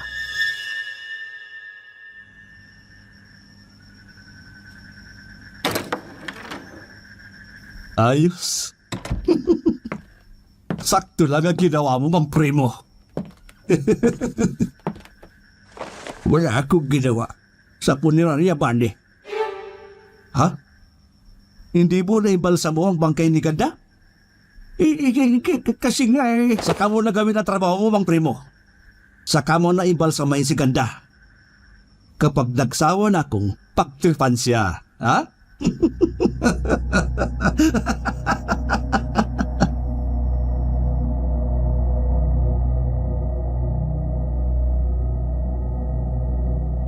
Si Buddy ang nagbalik sa punerarya, Sir Wilmore. Sumunod sa kanya si Lolo Primo. Pero pagpasok nila sa punerarya, takang-taka ang lolo ko.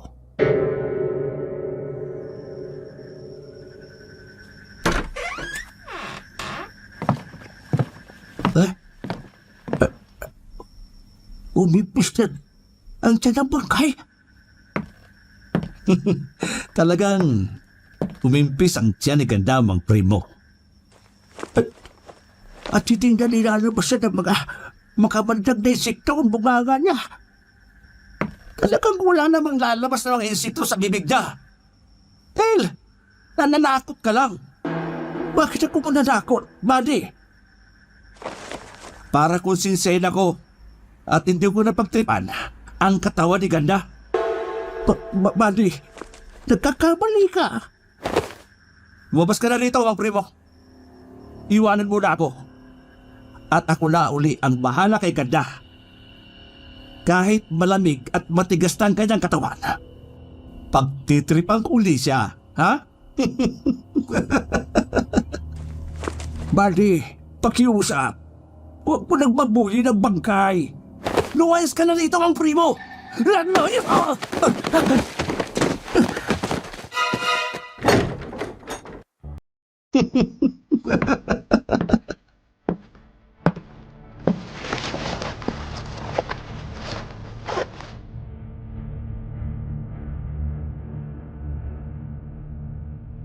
Matapos ipagtulakan ni Buddy ang lolo ko palabas ng punerarya, Sir Wilmore, inumpisa na uli niyang mulistyahin ang bangkay.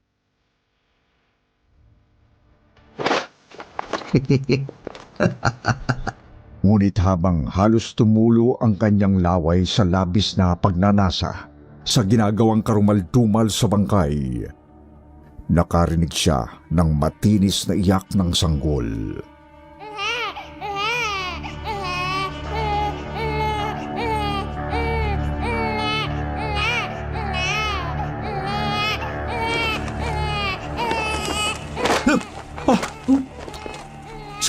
Saan galing? Parang iyak ng sanggol. Ha? Ano itong nasa sahig? Pitos?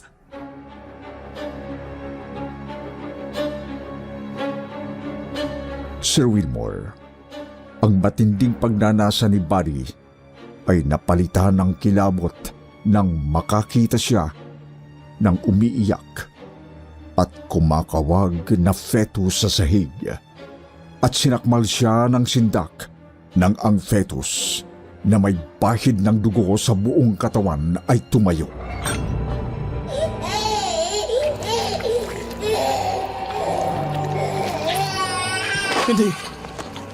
Hindi totoo ito.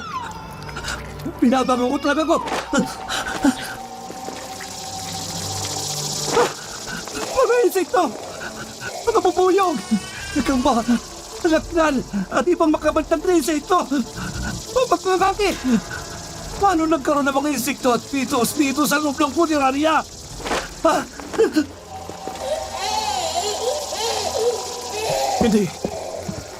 Hindi totoo ito!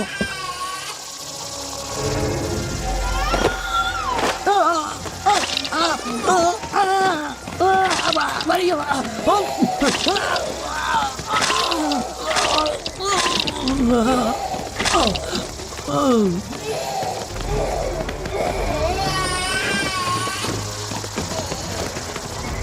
Sir Wilmore, hindi tuluyang umalis ang lolo ko nang ipagtabuyan siya ng anak ng kanyang amo, at palihim siyang sumilip sa maliit na siwang sa bintana ng punerarya. Kaya nakita niya ang kahindik-hindik na nangyari kay Buddy, at sa malaking takot ng lolo ko, nagmadali siyang umuwi at ipinaalam sa akin ang malagim na kanyang nasaksihan.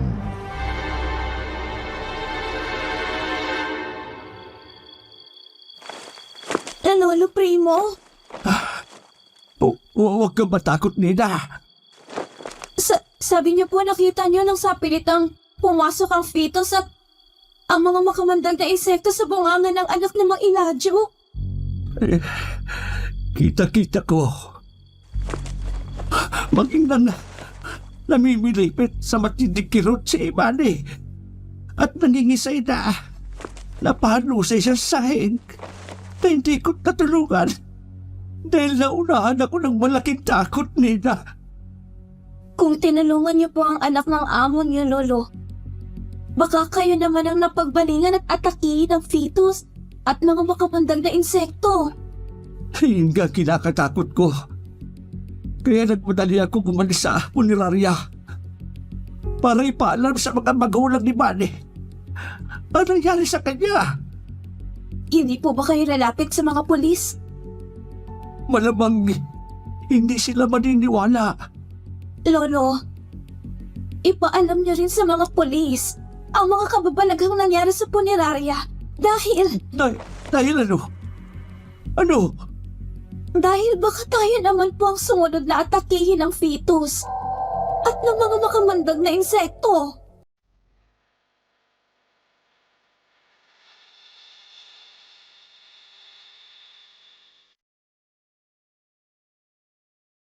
Nang umalis si Lolo Primo para ipaalam sa kanyang among lalaki ang malagim na nangyari sa anak nito, mabilis kong isinara ang mga pinto at bintana ng aming bahay.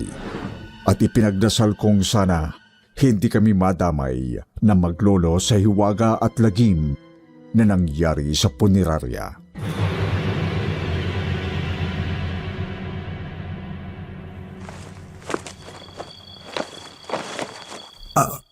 Ano, Primo? Nagkaroon ng pitos at mga makakamandag na insekto sa loob ng punerarya. Oo, Eladio. Sa maniwala ka, Sandy. Sa pilitan na pumasok ang pitos at mga insekto sa bunga ng anak mo. Paano?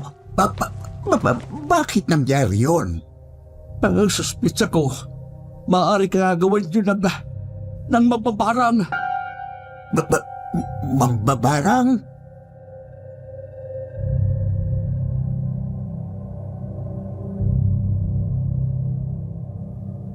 Bagamat hindi makapaniwala, Sir Wilmore, nagdudumaling nagtungo si Mang Eladio sa kanyang punerarya.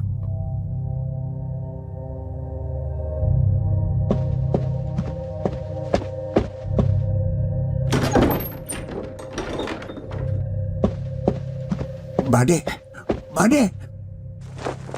Totoo nga? Nakadusay sa sahig nitong punerarya ang anak ko. Pinakamamahal na anak ko.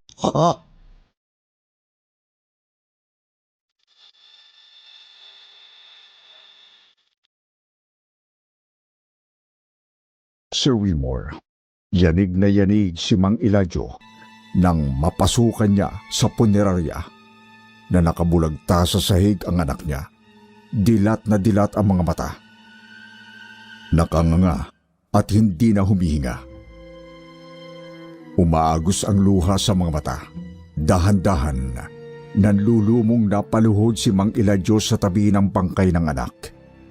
At napahagulgol dahil sa labis na pagsisisi at pag-uusig ng sariling konsensya.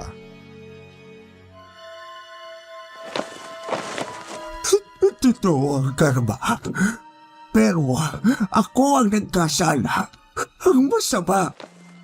Bakit hindi sa akin tumama ang parusa ng langit sa mga nagawa ko?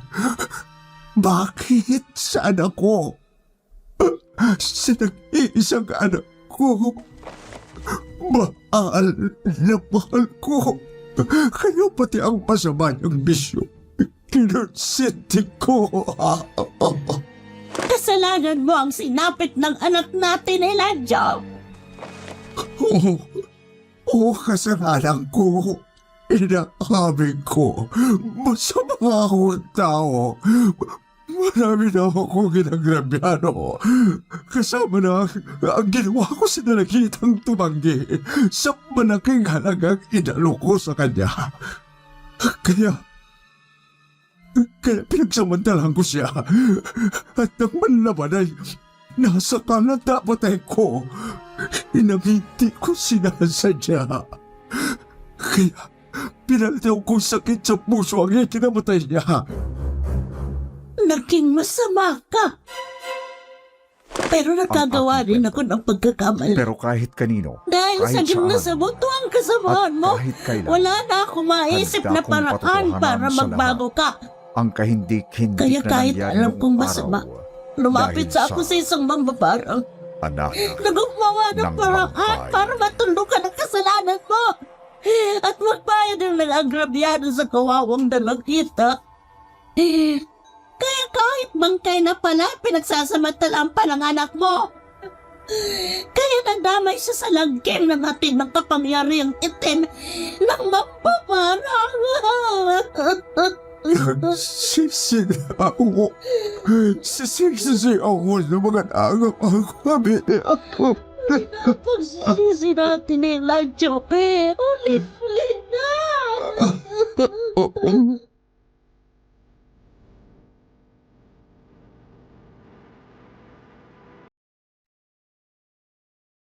Sir Wilmore, dahil sa labis sa pagsisisi ni Mang Eladio at pag-uusig ng kanyang konsensya, nagkasakit siya. Malubhang sakit at hindi nagtagal ay binawian siya ng buhay. Nang mabiyuda si Aling Amelia, ipinagbili niya ang kanyang bahay at lupa. Kasama na ang kanilang punerarya. At balita ko, sa malayong probinsya na siya nanirahan. Ang lolo primo ko naman nagtiyaga na lamang mangisda upang mayroong kaming ikabubuhay.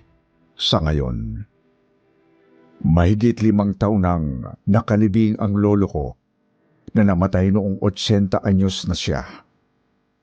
At ako naman matagal na ring may sariling pamilya.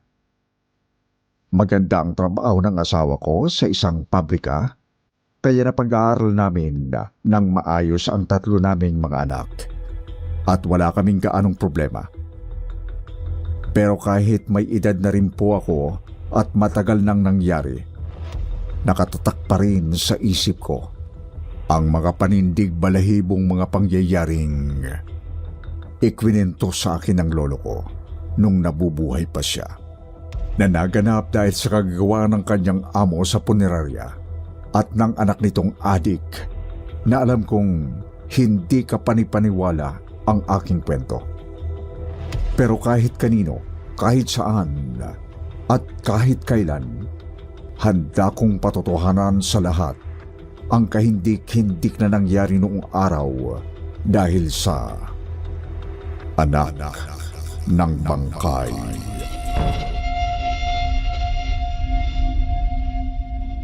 Kung minsan talaga ay may makakasalubong tayong kakatwang nilalang sa mga hindi inaasahang lugar.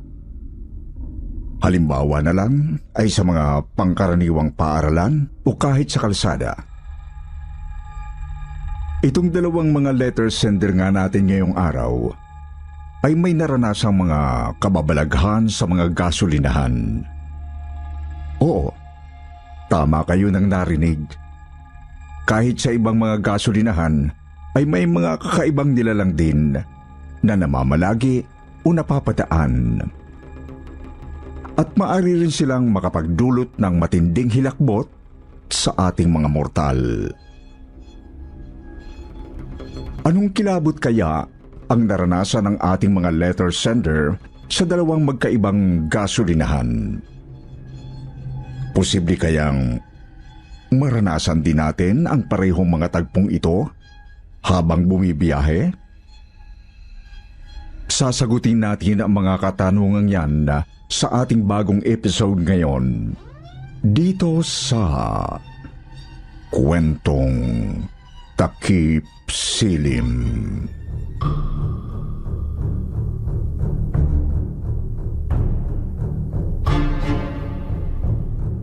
Good day, Sir Wilmore. Itago niyo na lamang po ako sa pangalang Benji, 21 years old ng Maynila. Last year lang po nangyari itong ikikwento ko nang minsang bumiyahe kami patarlak ni Papa. Hindi ko po talaga makakalimutan ang karanasang ito dahil posibleng patay na kami ni Papa noong pa lang. Mabuti na lang at may nagligtas sa amin.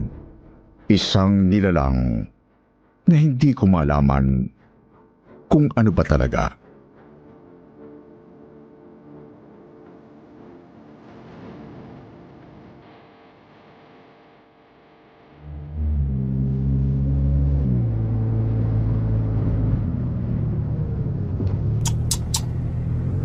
Mukhang may problema tayo Benji.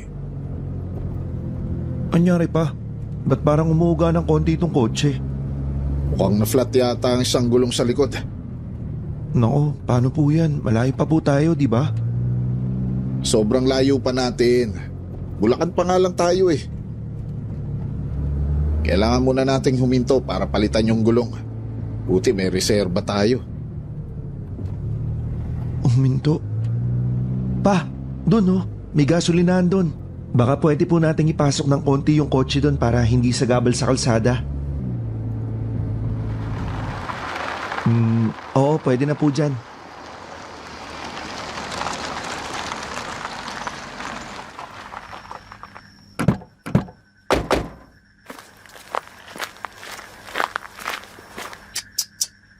Kailangan ngang palitan to. Kaya niyo ho ba pa? Hindi po kasi ako marunong sa mga ganito eh. May flashlight dun sa toolbox. Ang gagawin mo, hawakan mo lang yon para may ilaw ako. Padilim na eh. Manood ka na rin para matuto ka, anak. Sige po pa.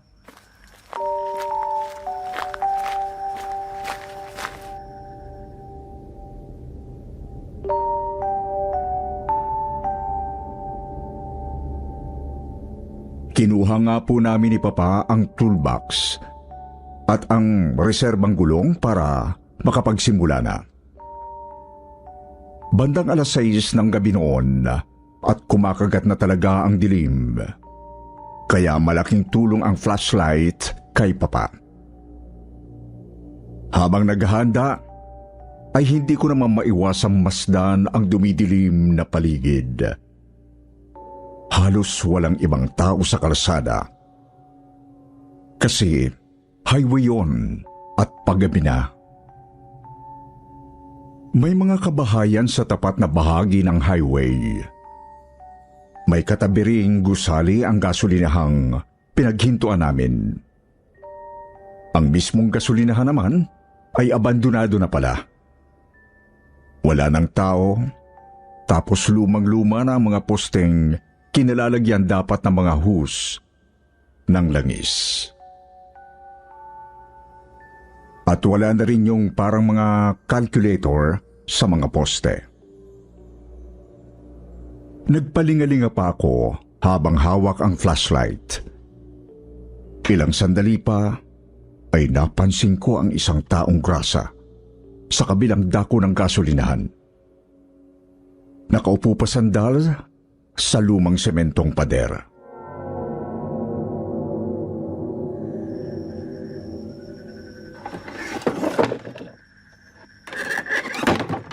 Oy, Benji. Ano ba tinitingnan mo dyan? Di ba sabi ko panoorin mo ko para matuto ka? Kasi pa, tignan nyo. May taong grasa ron sa may padero. Nakatingin sa atin. Baka kasi baka bigla tayong saktan. Anak, di ka namin pinalaking mapanghusgan ni mama mo. Hayaan mo na lang yung tao. Wala namang ginagawang masama sa iyo eh. Paano po kung... Paano kung hindi naman pala talaga yan mapanakit? Wala pang ginagawa yung tao, parang sinisintensya mo na sa utak mo. O siya, tingin ka na rito.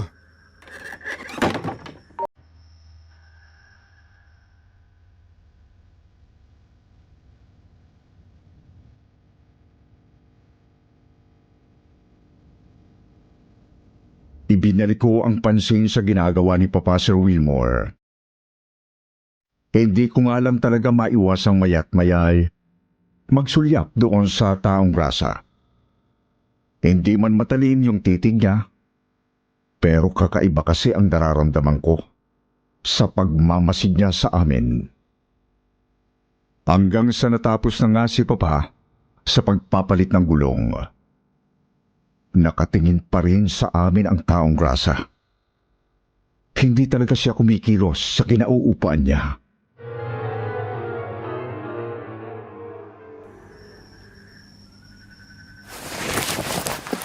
Pahinga muna ako saglit bago tayo bumalik sa biyahe. Kunin mo na muna siguro yung siopaw at drink sa loob ng kotse, anak. Kain na muna tayo. Sige po pa. Ikaw, hindi mo talaga binibitawan ng tingin niyang lalaki, ano? Iba kasi talaga yung pakiramdam ko sa kanya pa eh. Ewan ko basta parang may hindi tama eh. Ay, nako, ewan ko sa'yo. Sige na, kunin mo na yung pagkain sa loob. Tapos bigyan mo ng siopaw at juice yung tao. Po, bakit naman po pa? Sige na, dami mong satsat.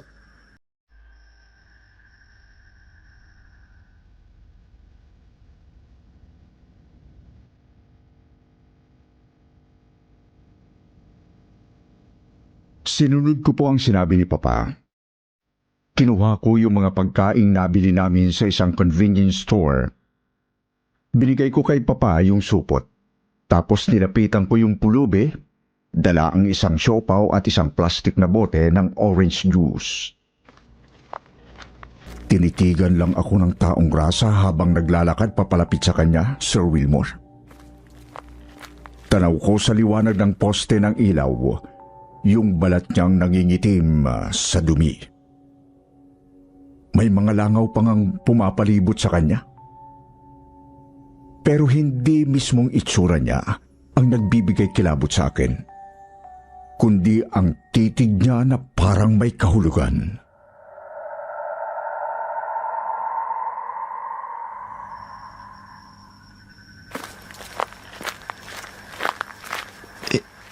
Hello po kuya. Heto po, siopaw at juice, pinabibigay ni Papa. Para sa akin? Opo, para sa inyo ho. Sana po magustuhan niyo kuya. Salamat Maraming salamat. Gabay nawa kayo ng Panginoon. Wala pong anuman kuya. Sige po, mauna na po ako. Mag-iingat kayo. Huwag kayong tumuloy sa daan na to. Lumiko kayo pabalik at sa kabilang kalsada na lang tumaan. Hindi dapat mapahamak ang mabubuting tao tulad nyo. Po, anong... Nasaan na yun? Ba't biglang nawala?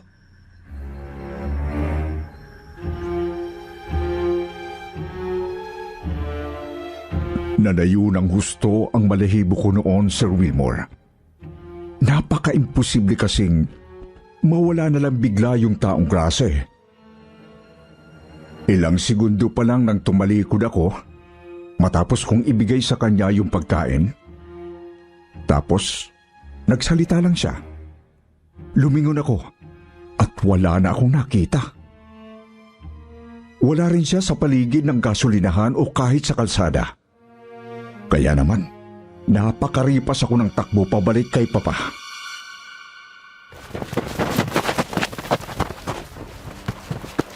Papa, yung taong grasa, yung pulubi, bigla na lang.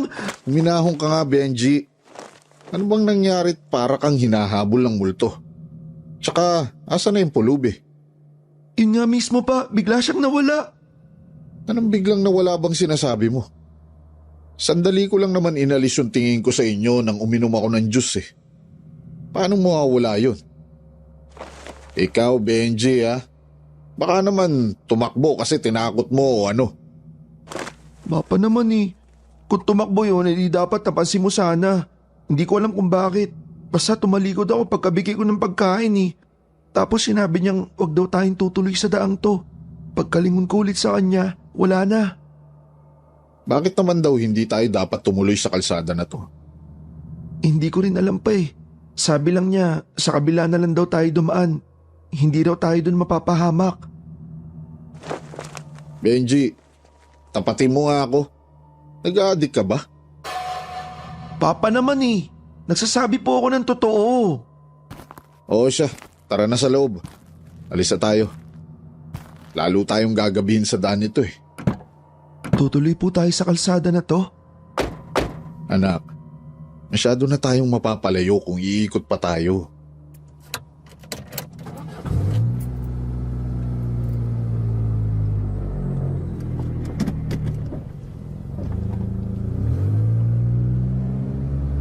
Bumiyahe po ulit kami ni Papa diretso sa kalsadang yon. Napakarami ng tanong at pag-aalala ang umiikot sa utak ko noon. Iniisip ko kung ano ba yung taong grasang yon. Multo ba siya? Engkanto? O ano? Nasisiraan lang ba yun ng bait? Pinagtitripan lang ba kami? O talagang totoo ang binigay niyang babala? Nakakailang minuto pa lang kami sa kalsada ay may naaninag na tao ang headlight ng kotse. Nakatayo ito sa gilid ng kalsada, tsaka kumakaway sa amin.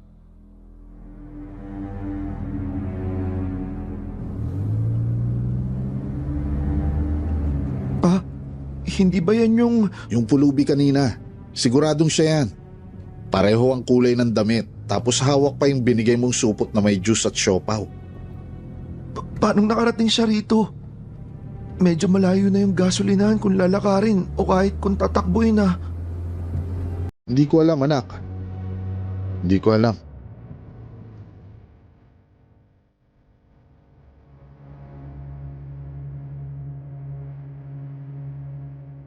Ramdam kong kinikilabutan na rin si Papa. Lalo na nang binilisan niya pa ang pagpapatakbo ng kotse. Tahimik lang kami sa loob, bagamat pareho naming iniisip kung ano ba talagang dilalang ang nasabing pulubi. Tuloy-tuloy lang ang pagpapaharurot ni Papa sa kotse. Hanggang sa nagulat na lang ako nang bigla siyang magpreno ng malakas. Huminto ang kotse sa gitna mismo ng kalsada at nanlaki ang mga mata ko sa nakita ko sa harap. Anong maligno ba yan? Ano bang kailangan niyan sa atin? Paano nakarating na siya agad dyan sa harap mismo ng kotse? Ang bilis ang takbo ng kotse. Imposibleng mahabol niya tayo pa. Tingnan mo yung sinisenyas niya sa atin. Gusto talaga niya tayong umikot at bumalik sa dinaanan natin. Sundin na lang siguro natin pa, kesa naman mapahamak pa tayo dahil sa kanya. Baka madisgrasya pa tayo.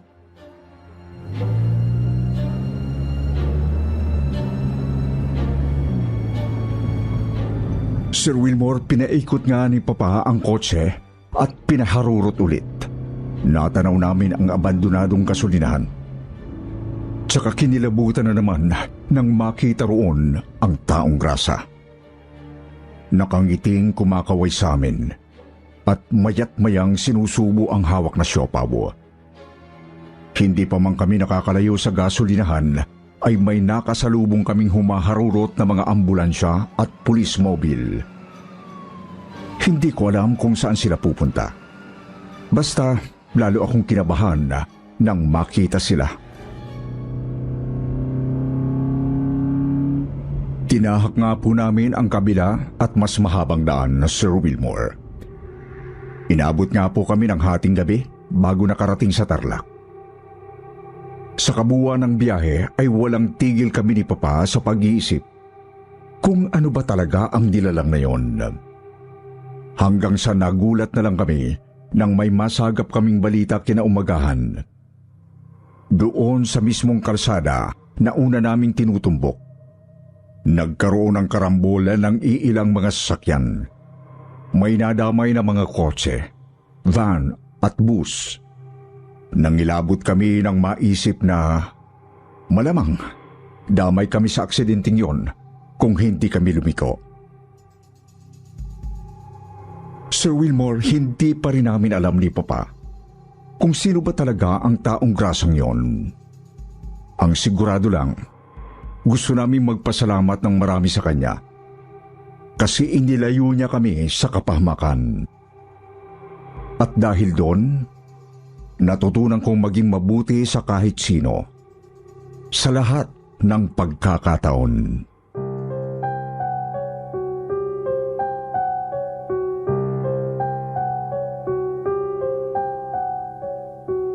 Sapi sa gasolinahan.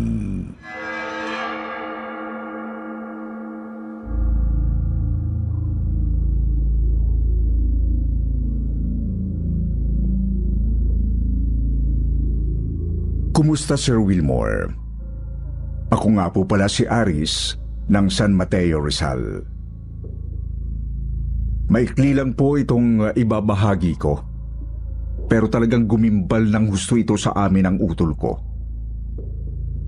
Tawagin na lang natin siyang Doming. Bunsong kapatid ko po si Doming. At kasama ko po siya noon sa biyahe papuntang Marikina. Nangyari po ito noong 2018, 24 pa lang ako noon. Samantalang 21 naman ang kapatid ko. Bandang 10:10 ng gabi po noon. Hindi ko na lang po sasabihin kung anong daan ang binabagtas namin. Kasi baka matukoy kung saang gasolinahan ito. Basta, nakamotorsiklo po kami. At ako ang nagmamaneho.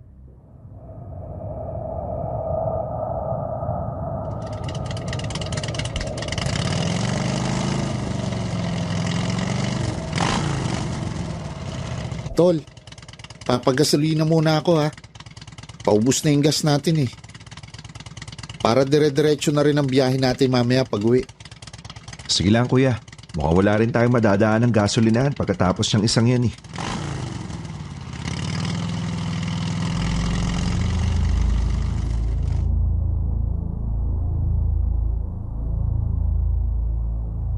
Sir Wilmore, pagkapasok pa lang ng motorsiklo sa gasolinahan, bigla nang tumayo ang balahibo ko. Hindi ko alam kung bakit noong una. Basta masama lang talaga ang pakiramdam ko sa lugar. Yung bang may masamang presensya na hindi ko matukoy. Ang totoo po kasi niyan, bata pa lang ako, ay aktibo na ang third eye ko. Kaya nakakakita ako ng mga kaluluwa at iba pang mga elemento. Tapos, mabilis ko rin silang nararamdaman. May mga naunang sasakyan na nagpapagasolina, kaya pumila muna kami. Luminga-linga ako, pero wala naman akong makitang kakaiba. Medyo napanatag na ako noon, bagamat hindi pa rin nawawala ang masama kong kutob.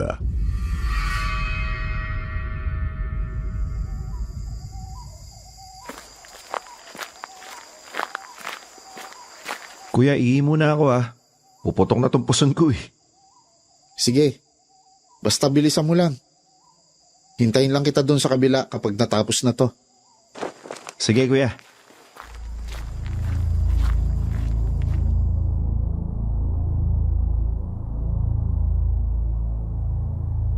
Inurong ko ang motorsiklo noon para magpagasolina. Nilingon ko naman si Domeng at nakitang doon pala umihi ang loko sa pader ng gasolinahan. Doon siya sa may sulok na bahagi, sa bandang gilid ng convenience store ng gas station. Lumingon ako ulit sa gasoline boy para magbayad. Tiningnan ko ulit si Doming at nanlaki ang mga mata ko nang may makita kong hugis anino sa pader. Doon pa lang ay sigurado na akong ibang nilalang na yon. Kasi hindi naman yon ang anino ng utol ko. Isa pa, sigurado rin akong nagmumula ang masama kong pakiramdam sa lugar na yon. Inurong ko lang ng konti ang motor para hindi makaharang sa ibang sasakyan. Pagkatapos ay agad na akong tumakbo papunta kay Doming. Kita kong pabalik na dapat ito, kaya agad ko siyang tinawag.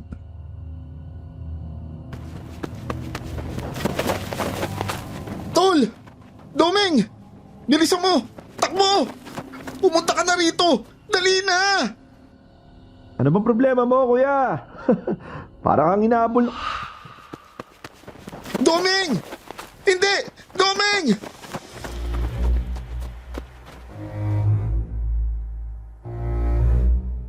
Kitang-kita ko kung paanong biglang lumabas ang isang lalaking nakabarong mula sa pader.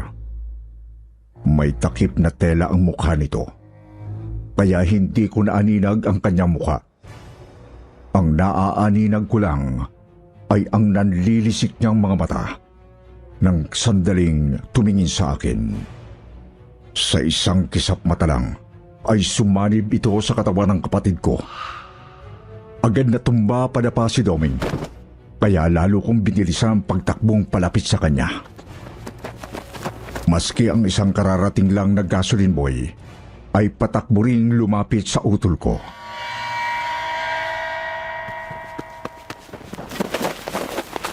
Doming! Doming! Doming, gumising ka! Doming! Utol naman oh, gumising ka! Anong nangyari rito? Ba't bigla siyang hinimatay? Kuya, tulong. Tumawag po kayo ng pare, bilis. Ha? Ba't pare? Hindi ba dapat doktor ang tawagin ko? Sinapian ng kapatid ko. Bilisan niyo na ho! Naloko na. Ano bang nangyari? Ano bang ginawa nitong kapatid mo? Huwag kayong tatawag ng pare, mga hangal. Doming? Huwag kayong tatawag ng pare. Huwag kayong tatawag ng pare. Huwag kayong tatawag ng mga buwis na pare. Huwag kayong tatawag ng mga siraulong pare. Akin na ang katawan ng bastos na to. Akin na to.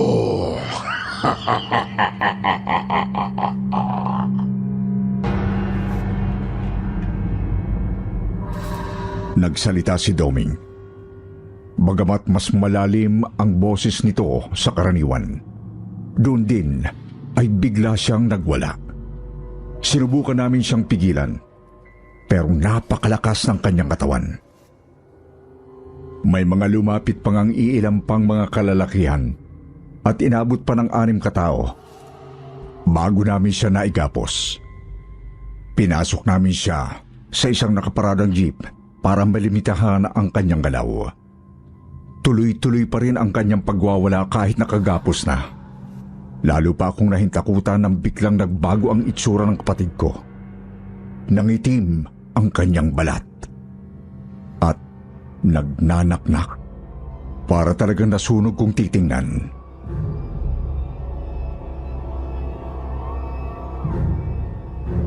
Pakawalan niyo ako! Pakawalan niyo ako, mga hayop kayo! Pakawalan niyo ako! Kung hindi, papatayin ko kayo! Papatayin ko kayong lahat! Ano bang... Bakit ganyan? Pakawalan niyo ako! Bakit parang naging tostado yung balat mo, tol?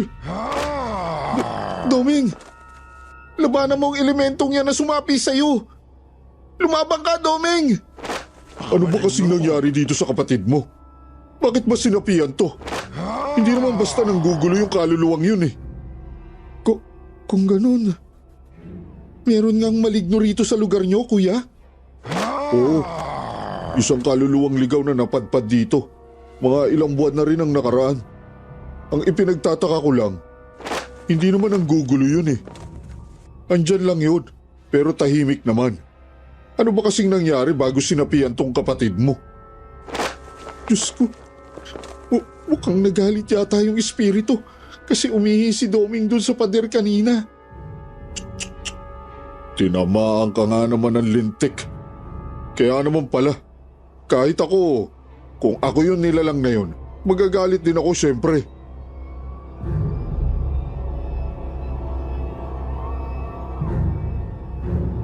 Nagpatuloy na nagpumiglas si Doming sa loob ng jeep, Sir Wilmore. Ako naman ay nagmamakaawa sa nilalang na iwanan niya ang utol ko. Subalit, matigas talaga ang itim na elementong yon. Matindi talaga ang galit niya sa ginawa ni Doming. Mga kalahating oras pa, may dumating na ring isang pare at may kasamang iilang tagasimbahan. Sinabi ng pare na mas mainam kung dadalhin namin si Doming sa simbahan mismo upang mapalayas ang masamang espiritu. Mabuti na lang at pumayag naman ang may-ari ng jeep na pinaglagyan kay Doming. Siya na lang daw ang maghahatid sa amin. Basta ba, bayaran ko lang. Pakawalan niyo ako. Huwag kang lumapit sa akin, hangal na pare. Lumayas kayo. Magsilayas kayo kung ayaw nung mamatay. Papatayin ko kayo. Papatayin ko kayo. Kuya, alis na kami. Salamat sa tulong. Walang anuman. Basta, kapag natauhan na yung utol mo, pagsabihan mo, matuto ka mong rumispeto at lumugar. Kukutusan ko talaga tong mokong na to eh. Sige po kuya, alis na kami.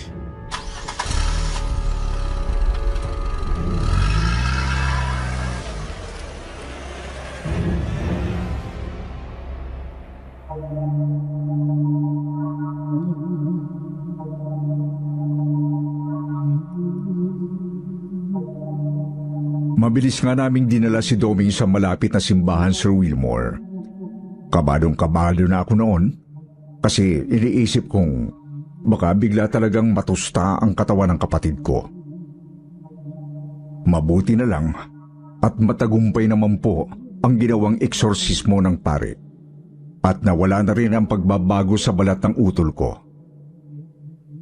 Nanghihina siya ng magising pero nakarecover din naman makalipas ang halos isang araw.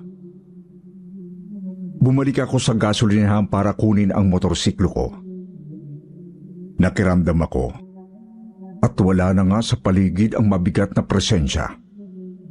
Gusto ko rin sanang kausapin si Kuya Jojo, ang gasoline boy na tumulong sa amin. Gusto kong magtanong tungkol doon sa kaluluwang nakabarong. Pero wala na siya nang pumunta ako. Kaya sa inyo na lang po ako magtatanong. Sa tingin niyo ba, mga kakwentong takip silim, bakit kaya nasa gasolinahan yung kaluluwang yon? At bakit kaya naging malatustado ang balat ni Doming nang sapian siya? Tama kaya ang hinala kong namatay sa sunog ang lalaking nakabarong? Aantayin ko po ang inyong mga sagot at opinyon.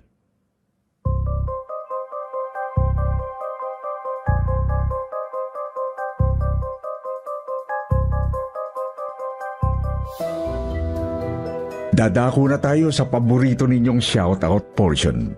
Shoutout going out to Mitch Sitniconi, Nancy Viena, Reggie Crisostomo, Carmelita Mabanag, Chara Cuenca, Jami 11, Ruby Basagan, Joe Burt, Shen Moto, Desamay. Magbabasa naman tayo ng pinakamagandang comment galing kay Nancy Viana at Lara Malto. Sabi ni Nancy, pa-shoutout naman po. Always listening and abangers. Kahit anong oras at may bago, hindi ko po pinalalagpas. Gaganda ng mga stories at ang gagaling ng mga voice talents, actors and actress. Thank you po sa magagandang mga horror stories. Sabi naman ni Lara, ganda ng mga kwento, magaling din ang mga boses. Salute to all Kwentong Takip Silim crew, more powers and subscribers to come. Sa mga hindi naman nabanggit, sa susunod na lang po, huwag niyo pong kalilimutan na mag-reply sa ating shoutout box na nasa comment section para ma-shoutout ang pangalan ninyo. Muli po, mula sa bumubuo ng Kwentong Takip Silim at Sitio Bangungot, ito ang inyong lingkod, Wilmore Plopino. Nagpapasalamat.